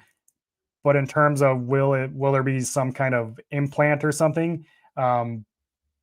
Yes, that's prophesized. Nothing that I'll ever be getting, but I definitely see that's where the future is headed. Basically, where the future is headed is ultimate control of society, and the government provides you with everything. There's no privacy. That's honestly where I believe we're headed. Does blockchain contribute to that? Potentially. The blockchain is a digital public ledger of transactions. Everything is permanently recorded there. But time will tell. Pico Wave, which are your video steps through seed pass creation addition to a new set of Tangem cards? I guess, could you clarify? Are you asking the video in the description of this live stream is how to set up your Tangem wallet using a seed phrase? If you're looking how to add another Tangem wallet to the app, it's literally the exact same process, except you go into the settings, and one of the first buttons you'll see is add new wallet. You'll just tap add new wallet, and then you just go through the setup process like normal. Literally nothing different. John says, hey, brother, keep up the great work. You're like the my person, crypto trying to help and not steal or profit. I appreciate you, John. Definitely just trying to help out, and hopefully people find this stuff valuable. George says, are you able to guide on Trezor wallets? If you have a specific question about Trezor, then you can ask it here. Is Tangem wallet the best? There is no best wallet. There's only best for you. I don't know what the best wallet is for you. Only you can decide that. I believe Tangem is one of the best wallets for beginners because of how easy it is to use. So if it's your first cold wallet, that's usually what people on the channel end up going with. But I can't say for sure if that's the best wallet for you. Do you have a mobile phone that supports NFC? If you don't, then you can't use Tangem. So that wouldn't be the best wallet for you. Does it support the crypto that you want to secure with it? I don't know. Only you can answer those questions. What's going on, Mike? Fun bro, using your videos, I bought and set up both Ledger X and Tangem. Tangem was bought from Amazon and arrived sealed. Should I consider moving to a new Tangem wallet? Yeah, like it's super, honestly, to me, like it's super sketchy to buy wallets from third parties, even Amazon. I would say as long as you generated your own seed phrase using your Ledger wallet and you did the firmware authentication, you're probably good. But on top of that, I'll also say simply a wallet showing up sealed doesn't mean anything. Years ago, there were fake Ledger wallets sent out, compromised wallets, and they were sealed too. That doesn't mean anything. You need to really ensure from the technical level that it is secure. And again, the way you do that is by ensuring when you set up the wallet initially that you generate your own seed phrase, like it's not already set up when you get it. And when you do the firmware check or the legit check, that it verifies that it is official Ledger firmware. VJ says, hello. Got 3 Tangem today. Should I use seed phrase option or not? I already answered that question. Hopefully you heard it. Nathan or Nathaniel says, what are your thoughts on I Trust Capital? Do you believe it's safe and secure? Not something I would ever use to hold my crypto, no. I'm all in on self-custodial cold storage. That's a hardware wallet. If you want to fully be in control of the keys, aka of your crypto, and you want to do it in the most secure manner possible, a hardware wallet is what you want. It's the most simple and secure way to manage your crypto in 2025. Mike, I'm switching over to Tangem from EliPal at the moment. Everything went super, but now EliPal is frozen the XRP on it maintenance on just that one. Should I worry? That sounds terrible, but the cool thing about self-custodial wallets, which is any cold wallet, that doesn't mean you can't access that XRP. You can simply, like if you're transferring your XRP to Tangem, you can just enter your seed phrase into a different wallet, even if it's a hot wallet, and instantly send your XRP to the Tangem wallet. That way you can just access your XRP. If EliPal is gatekeeping you from accessing your crypto, you don't have to use their wallet to send it. Again, you can import your seed phrase into another wallet, but make sure you instantly transfer your crypto to your Tangem wallet so that you get it back secured into cold storage. Do you think if you're invested in crypto, you should also look into cybersecurity? Definitely doesn't hurt, but like just being in crypto, I mean, absolutely. The answer is yes. Like learning how cold wallets work, how your keys work, the importance of securing your seed phrase, that's all cybersecurity. You should know that before you ever buy your first crypto, in my opinion. Otherwise, you end up like Brandon LaRoque and lose $3 million in XRP.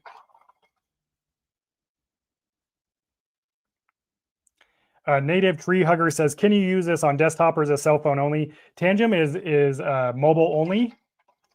Just know that mobile is generally more secure than desktop.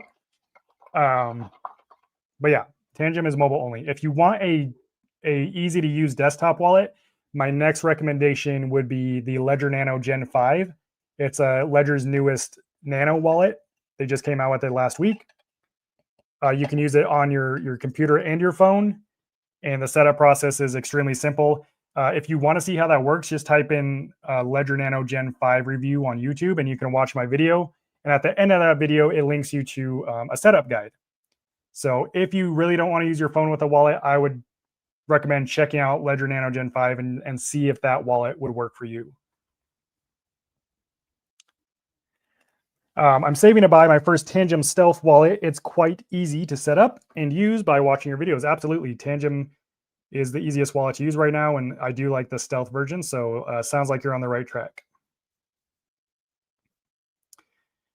Kevin says, not trying to be offensive, are your cold wallet recommendations like Tangem completely unbiased or influenced by partnerships? Thank you for answering your questions. Have a great day.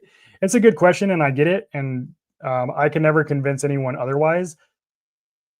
But the reason why this channel is successful and why I've helped over 10 million people secure their crypto and why people continue to trust the recommendations on this channel is because I only recommend what I personally use.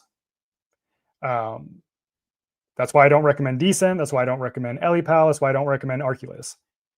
Now, that said, I am an affiliate. I am a part of every wallet's affiliate program. So it doesn't matter what wallet I recommend. If you use my link to buy a wallet, I'm going to get a small commission from that wallet company. And that's why it's unbiased, because whether I recommend EliPal, if I wanted to recommend Decent, if I wanted to recommend Cold Card, whatever it may be, I will always get commission from these wallet companies.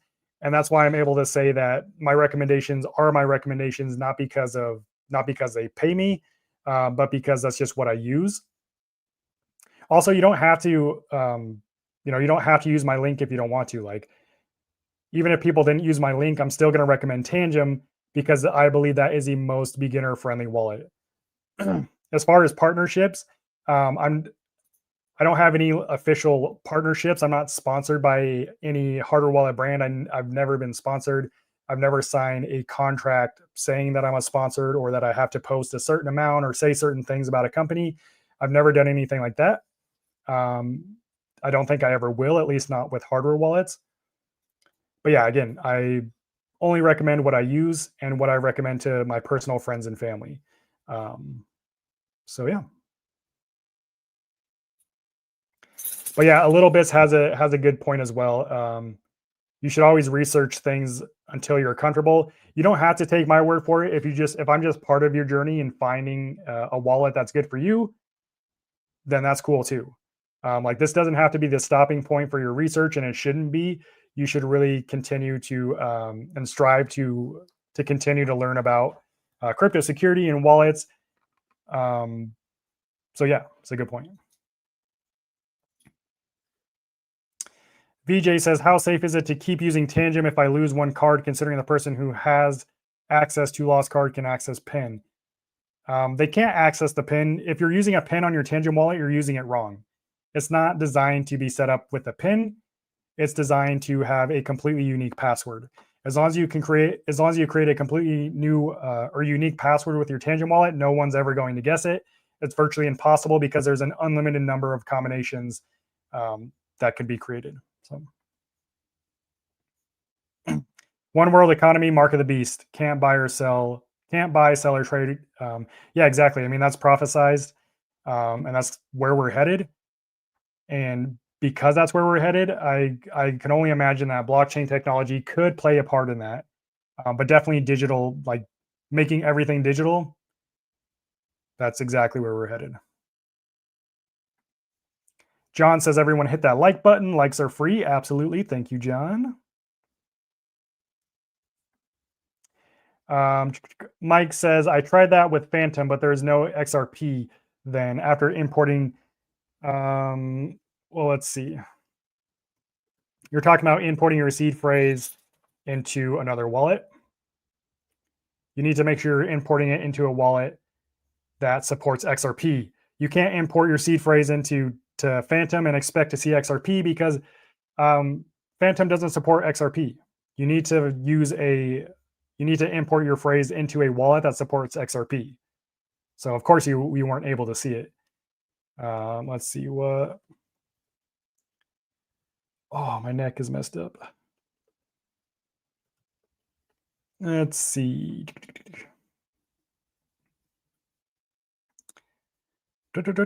So Exodus wallet, import your seed phrase into something like Exodus. That one supports XRP. You'll be able to see it and transfer it there. Again, Phantom does not support XRP, which is why you were not able to see it.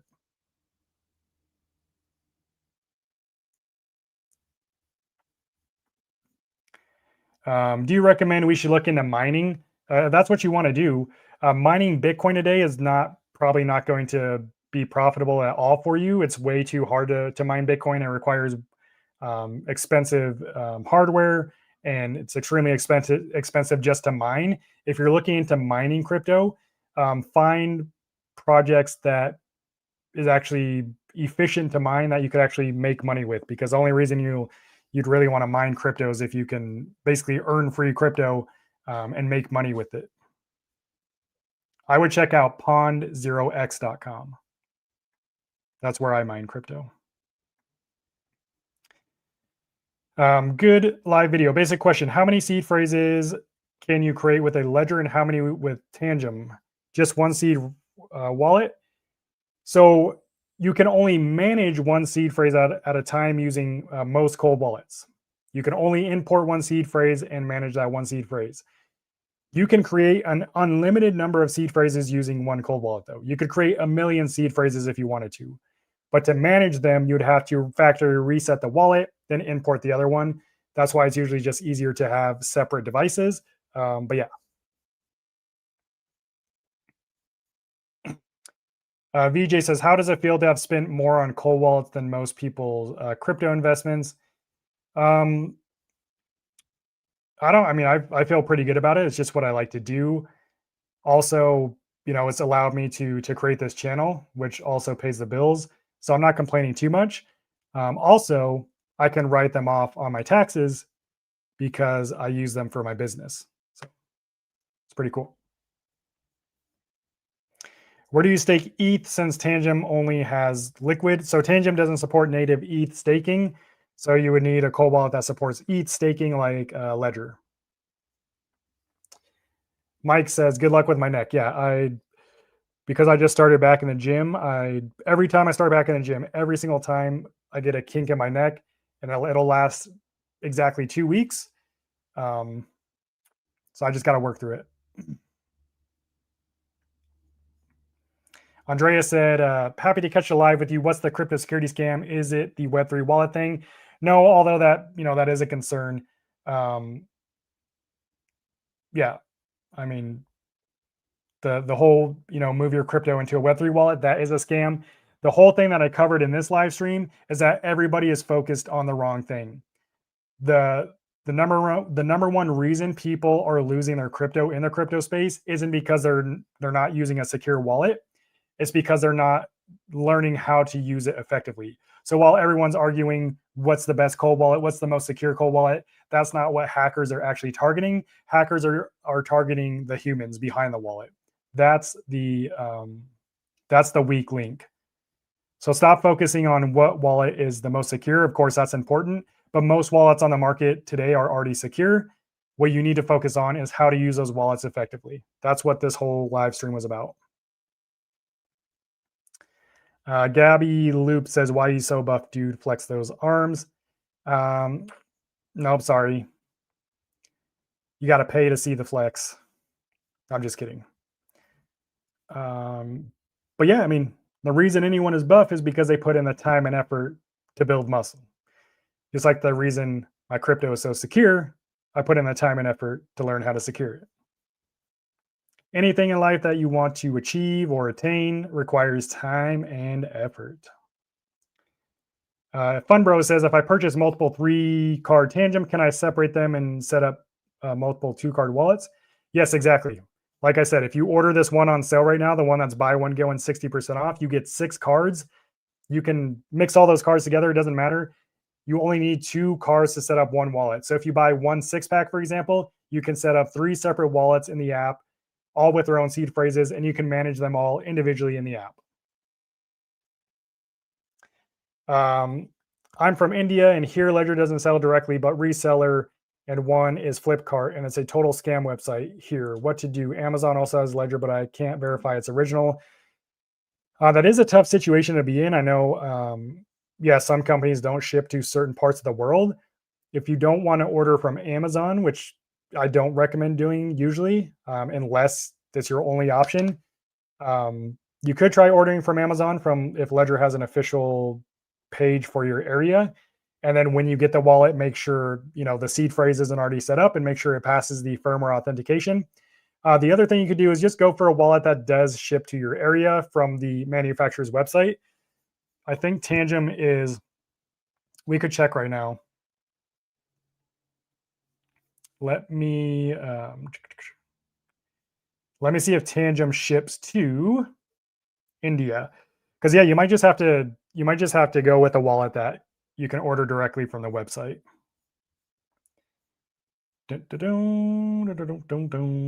Let's see. So it looks like if you wanted to go with Tangem, which is linked in the description of this video, it looks like, so let me pull this up. It looks like they do ship to India. Obviously, you'll put in your specific address, but they do offer shipping to India. So maybe consider going with another wallet.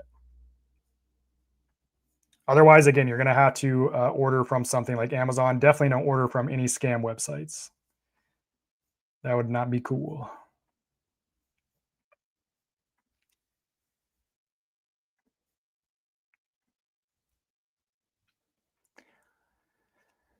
One, two, three line says, can you also use two-factor authenticator for security and biometrics? Sorry. Like, what are you asking specifically for a certain product? Like, cold wallets don't necessarily have 2FA. Like, you can't connect it to like Google Authenticator. That's not really how it works. But like Tangem, for example, you can set up biometrics. So just to open the app, you have to use biometrics or you have to scan the card. So there are options like that. Linda says, or Lindav says, love your channel. Appreciate you. Thanks for watching it. Shadow Filter says, when will Tangem come out with more staking options? They come out with new staking, it seems like every month. You could check their roadmap if you just type in Tangem Wallet roadmap on Google, and you could see if they have any plans for any more staking coming up. I know they plan to add a lot more like Cardano and other ones in the future. So I just don't know when. Sean says, what do you think, cycle top already or bull run still intact? I think there's still more room to go up.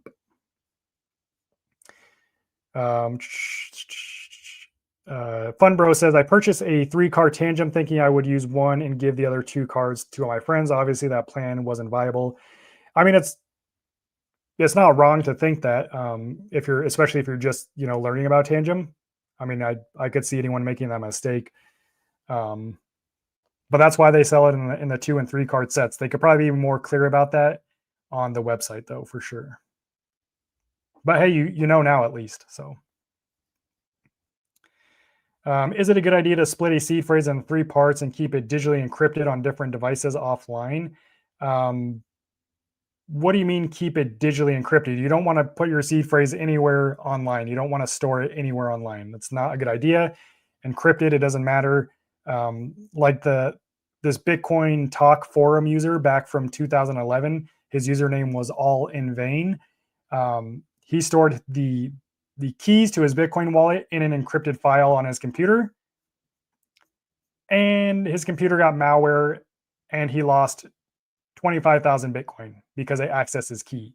Not $25,000, but 25,000 Bitcoin. Remember, this was back in 2011. So whatever you do, you want to make sure your keys are stored offline, not anywhere digitally encrypted or online. As far as if it's a good idea to split your seed phrase, it can be. It can be. It kind of just depends. Steve says, I keep hearing to put my assets on Web3, but something keeps stopping me. Call it intuition. I have the LA Titan 2.0. I've not set it up at this time. My assets are on 2 different platforms. So Steve, that is a 100% a scam. Wherever you're seeing that, put your assets on Web3, unfollow, block that account, report them. 100% scammers. Yeah, that's all I'll say about that. As far as the LA Titan 2.0, not a wallet I recommend. If you want to use it, that's completely your choice. I just don't. I own all the LA wallets. It's not a brand or wallet that I personally feel comfortable using or will recommend anymore. Due to some personal interactions that I've had with them, they lied directly to me. Their marketing is kind of deceptive as well, along with some other weird things I've experienced. So yeah, if you want to use it, that's up to you. If you want to maybe look into a different wallet, you could do that too. As far as your assets being on 2 different platforms, I mean, not anything wrong with that. Definitely, once you get your cold wallet, you'll want to send your crypto from both those platforms to your cold wallet. Brian says, is it worth selling on Tangem than going to Kraken? Well, if you sold on Tangem, you wouldn't go to Kraken. You would already have sold it. So that doesn't really make any sense. Now, as far as selling on Tangem versus selling on an external exchange, I have found that it is the fees are way cheaper when you send your crypto to an external exchange like Kraken. That's what I do, and sell it there. You're going to get a much better rate.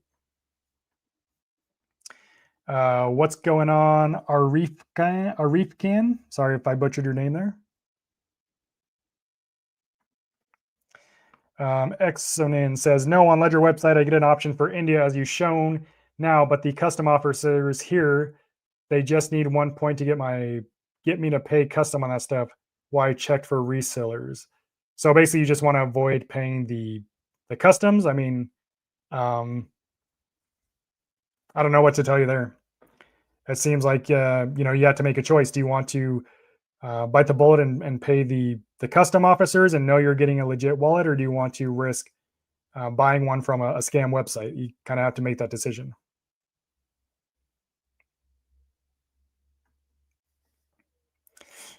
Will Tangem ever have a debit card version? Yes, the Tangem Pay, again, it's still in the works. You can even go and look on the code on GitHub, Tangem's app code. There's literally already code that's being tested and built for Tangem Pay. As far as when it'll be released, the last we heard was end of this year in select countries. So stay tuned with that. I will say that the Tangem Pay debit card will work with all your crypto wallets. So whether you're using Ledger, Trezor, doesn't really matter. It's going to work with all wallets. It's going to be a self-custodial wallet. So I skipped this one. Here I saw Flipkart and Etherbit, two resellers listed on Ledger's website, but Flipkart, 90 out of 100 people got scammed by them. And Etherbit, I saw Trustpilot. I saw multiple scam reviews. Yeah, so I mean, you're kind of answering your own question. It sounds like you've determined that using a third-party seller or a reseller rather is not safe to do. So you're probably just going to have to bite the bullet and pay the custom officers or whatever you need to do to ensure you're getting a safe wallet and not getting scammed. So,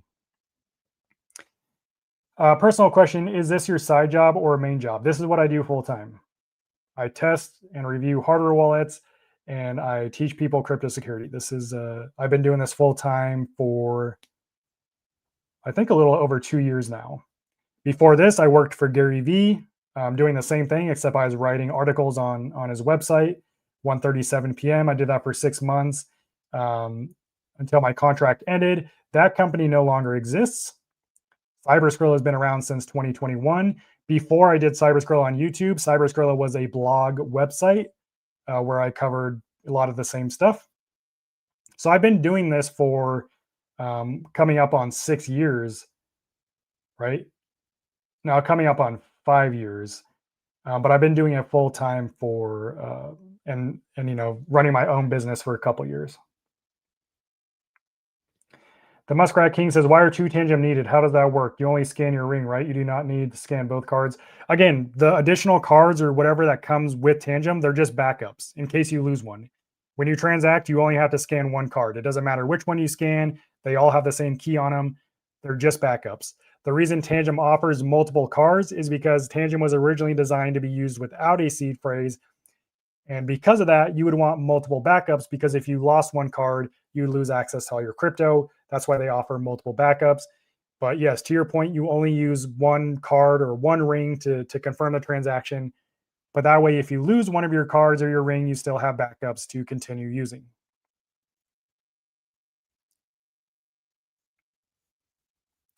Mike says, I made the XS wallet the same. My XRP is not in it, but the rest is.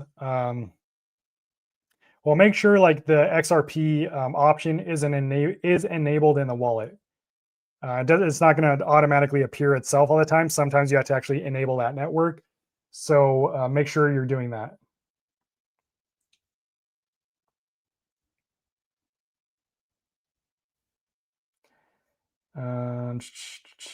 Something about Take a Lot online store in South Africa. I'm not going to vouch for that store. I only order wallets directly from the manufacturer. Brian says, "Awesome. Thanks. Appreciate the discount. I ordered my set and my daughter's set using it." Awesome. Thank you, Brian. If you're just joining, again, Tangem is having their buy one, get one 60% off sale right now, which is one of the best sales I've ever done. The link to this sale is in the description. And I know on the website it says it's second set 50% off, but my link gets you that additional 10% off, making it 60%. So you're saving $40 plus you get free shipping.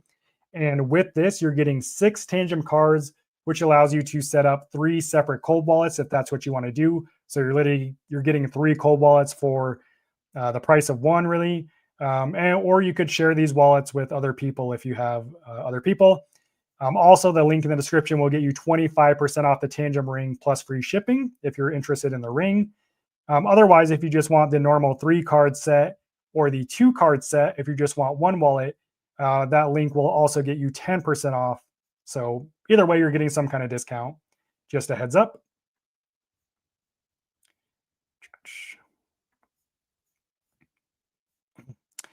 OX Annie says, "I just got in. What's the crypto security trap about?" So I can briefly go over it. I went pretty in depth with a bunch of data and things that I covered. But the trap is that everyone in crypto is focused on the wrong thing. The most common reason and why people lose crypto to hacks and scams isn't because the device they're using isn't secure necessarily. It's because of user error. So hackers and scammers, they're not necessarily trying to crack cold wallets because they understand they're just it's too hard to crack. It's not something that they're willing to spend time on. The easier target is the human behind the wallet. So while everyone is arguing in the comments here on YouTube about which cold wallet is most secure, when in reality they all do the same thing and they're all, for the most part, a lot of them are equally secure. The hacker is taking advantage of people who aren't educating themselves and researching how to actually use these wallets safely, how they're meant to be made, and that's who gets taken advantage of. Just because you have a cold wallet doesn't mean you're secure. If you don't know how to use it properly, and I've seen it time and time again, I've talked with tens of thousands of people about this stuff on the channel. If you don't know how to use your cold wallet properly, you are still at risk. So yes, get a secure cold wallet. Get one that you feel comfortable using, but more importantly, understand and learn how to use it effectively. Is Tangem Pay different from the Visa card on Tangem website? I'm not sure what Visa card on the Tangem website you're referring to, but no, it's not different. Tangem Pay is Tangem Visa. Custom is double amount the wallet. Then I saw reseller, but the resellers are scam. I thought to ask you that the resellers trusted. If you're reading stuff from other people who have ordered from their website saying they got scammed, I have no idea why you'd order from those websites and take that risk. That makes zero sense to me. Pay the double and get a legit wallet. I don't know what else to tell you.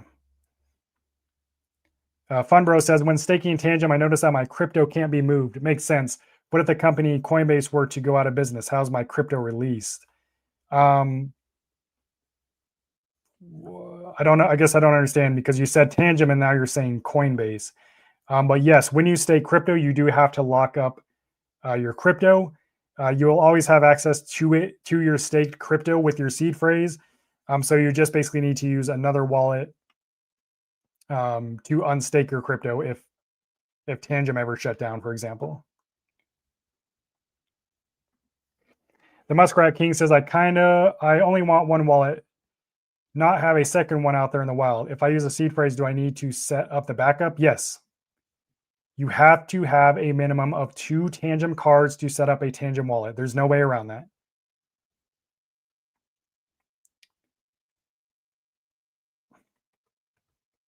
If a person doesn't want to keep their seed phrase on a physical object, are there any good and safe options? No. That means you're going to store it digitally. That's not safe. That defeats the purpose of using a cold wallet.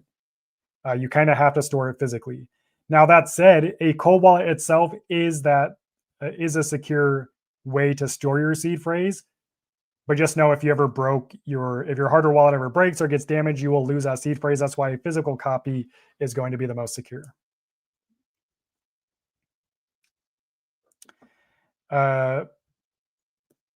Jay Madero said, I really like the way you explain things. Have you or would you be interested in doing a tutorial video on reading candles and charts?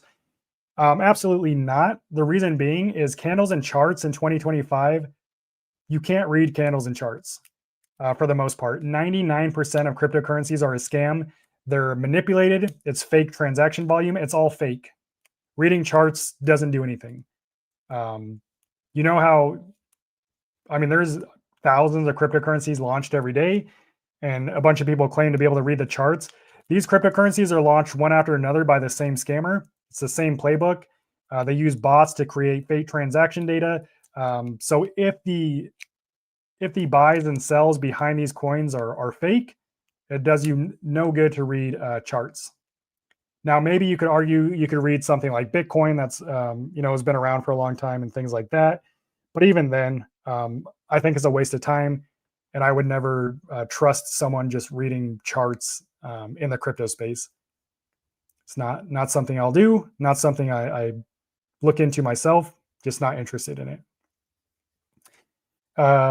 What's going on, Big? Doing good today. Doing good. Appreciate you being here. Mike says XRP is enabled, but still showing nothing while LAPAL on LAPAL it is. That is weird, Mike. Do you know how to go to the blockchain? If you type in on Google, type in XRP Explorer. So if you go to XRP scan, I can bring this up for you. Let me share my screen.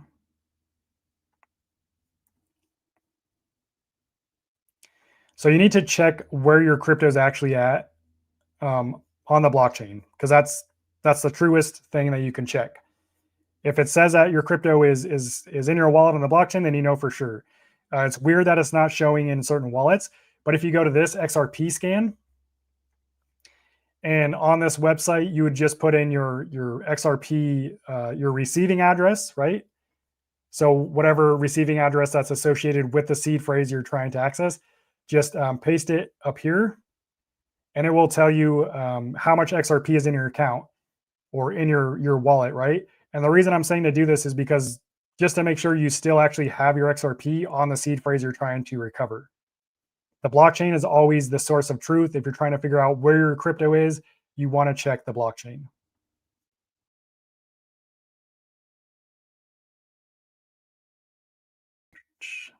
So yeah. Okay. Let me go back here. What's going on here?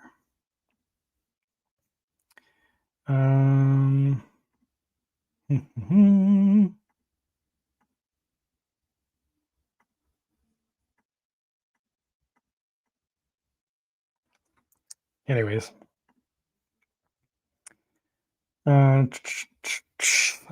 Thank you for giving clear answers and understanding about this wallet. Absolutely. A little bit says it's in the more section of the Tangem wallet, Tangem website. It's Tangem Pay waitlist. Yeah, so Tangem Pay is Tangem Visa. Does Tangem support Taproot? I believe so. Almost positive they do. Oh shoot, my phone's gonna die. I'm pretty sure they launched support for Taproot. Let me check.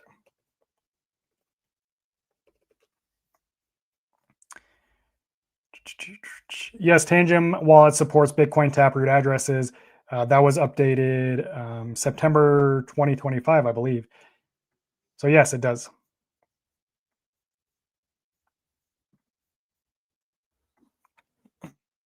Peace of Mind says, is it typical when buying Bitcoin on an exchange that the exchange charges a higher price than the current Bitcoin price? What do you mean by it charges a higher price than the current Bitcoin price? I guess I don't know what you mean. Do you think after so long, the normal internet as we know it will become unusable due to ads tracking, leaving people to move towards Tor browser, essentially making it the new Web 3.0? I don't think so. Don't think so. Jay Madero says, thank you. That's the kind of stuff no one says. Also, thank you for not having misleading titles that begin with "oh my god" or something stupid. Hey, to be fair, I've had titles not "oh my god" but like alert or warning. But I always try to deliver on those titles. I don't try to yeah, like mislead people or anything. Sorry for the numerous noob questions, but why wouldn't it be safe to keep your seed phrase on a USB stick or a CD? So a USB stick, to get your seed phrase onto a USB stick, that means you're going to put your seed phrase on your internet connected device, which is a risk. Also, USB sticks do not have anywhere near the same security that a dedicated cold wallet will offer. Cold wallets have secure element chips, which are the most secure chips in the world right now. That its one goal is to protect secrets. It's the same chip used in bank cards and electronic passports. This is what's used in cold wallets to protect your keys. So yeah, ultimately just comes down to it's not nearly as safe physically, and because you'll have to put your seed phrase onto the internet basically to get it over to the USB stick. So, and if you're just looking for workarounds like this, It's just not the way to go. I'm going to tell you that right now. Like if you're trying to take shortcuts in crypto, especially in security, 9 times out of 10, it ends bad. Just get a cold wallet, get your crypto secured by the cold wallet, put your seed phrase in a secure location, call it a day. Mike says it's still there on the address. Yeah, honestly, I don't know what else to tell you, Mike. It's really hard to troubleshoot without actually physically seeing it and walking, going through the steps myself. I'm not sure. Aloha says, can you add seed phrase later if you didn't set it up that way? No, you can't add it later. What you have to do is factory reset your wallet and then go through the setup process again and set it up with the seed phrase. There is a right way to do that process so you don't lose your crypto, assuming you have crypto on your wallet. And if you just type it on YouTube, Tangem wallet missed seed phrase, I have a video breaking down exactly how to do that, how to essentially add a seed phrase later doing the reset process. If you want to learn how to do that. What is the hardware wallet sometimes on your desk that literally looks like a rock? That's BitKey. It's a Bitcoin only wallet. It's not a wallet that I use. But yeah, that's BitKey. Yeah, looks like a rock. It's kind of funny. If you have a ring plus 2 cards set up using a seed phrase, can you reset the 2 cards and create a new wallet and continue to use your ring with your new 2 card wallet? Let me read that again. If you have a ring plus 2 cards, you set up using a seed phrase, can you reset your 2 cards and create a new wallet and continue to use your ring? I guess you could do that. Yeah, you could do that for sure.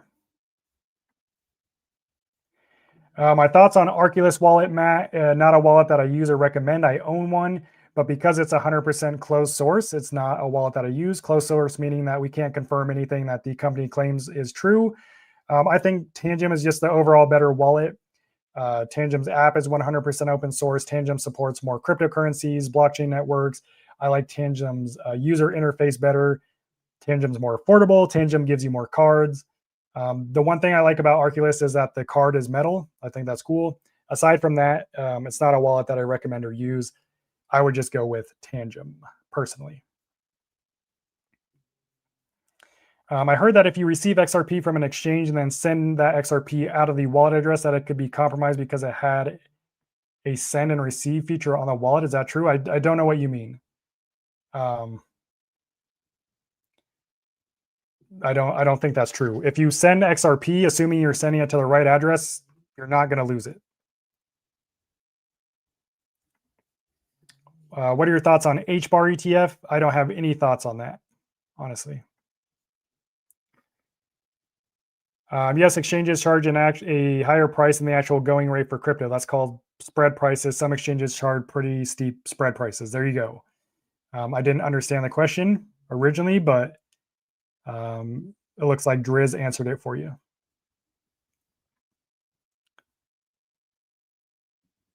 I don't remember which wallet I set up staking, either Tangem or Ledger. Where do I look to see what is staked? You would just go into your Ledger or Tangem wallet, select that coin, and it will tell you if it's staked or not. How do I verify my 24-word seed phrase? You would set it up, and then you would do a factory reset on your wallet, and then you would go through the setup process again, and this time import your 24-word seed phrase. And if it allows you access to your wallet, then you verified it. Mike says, thanks for the assist. I also emailed them. Seeing it in his place gives some peace of mind. Thank you so much. Absolutely.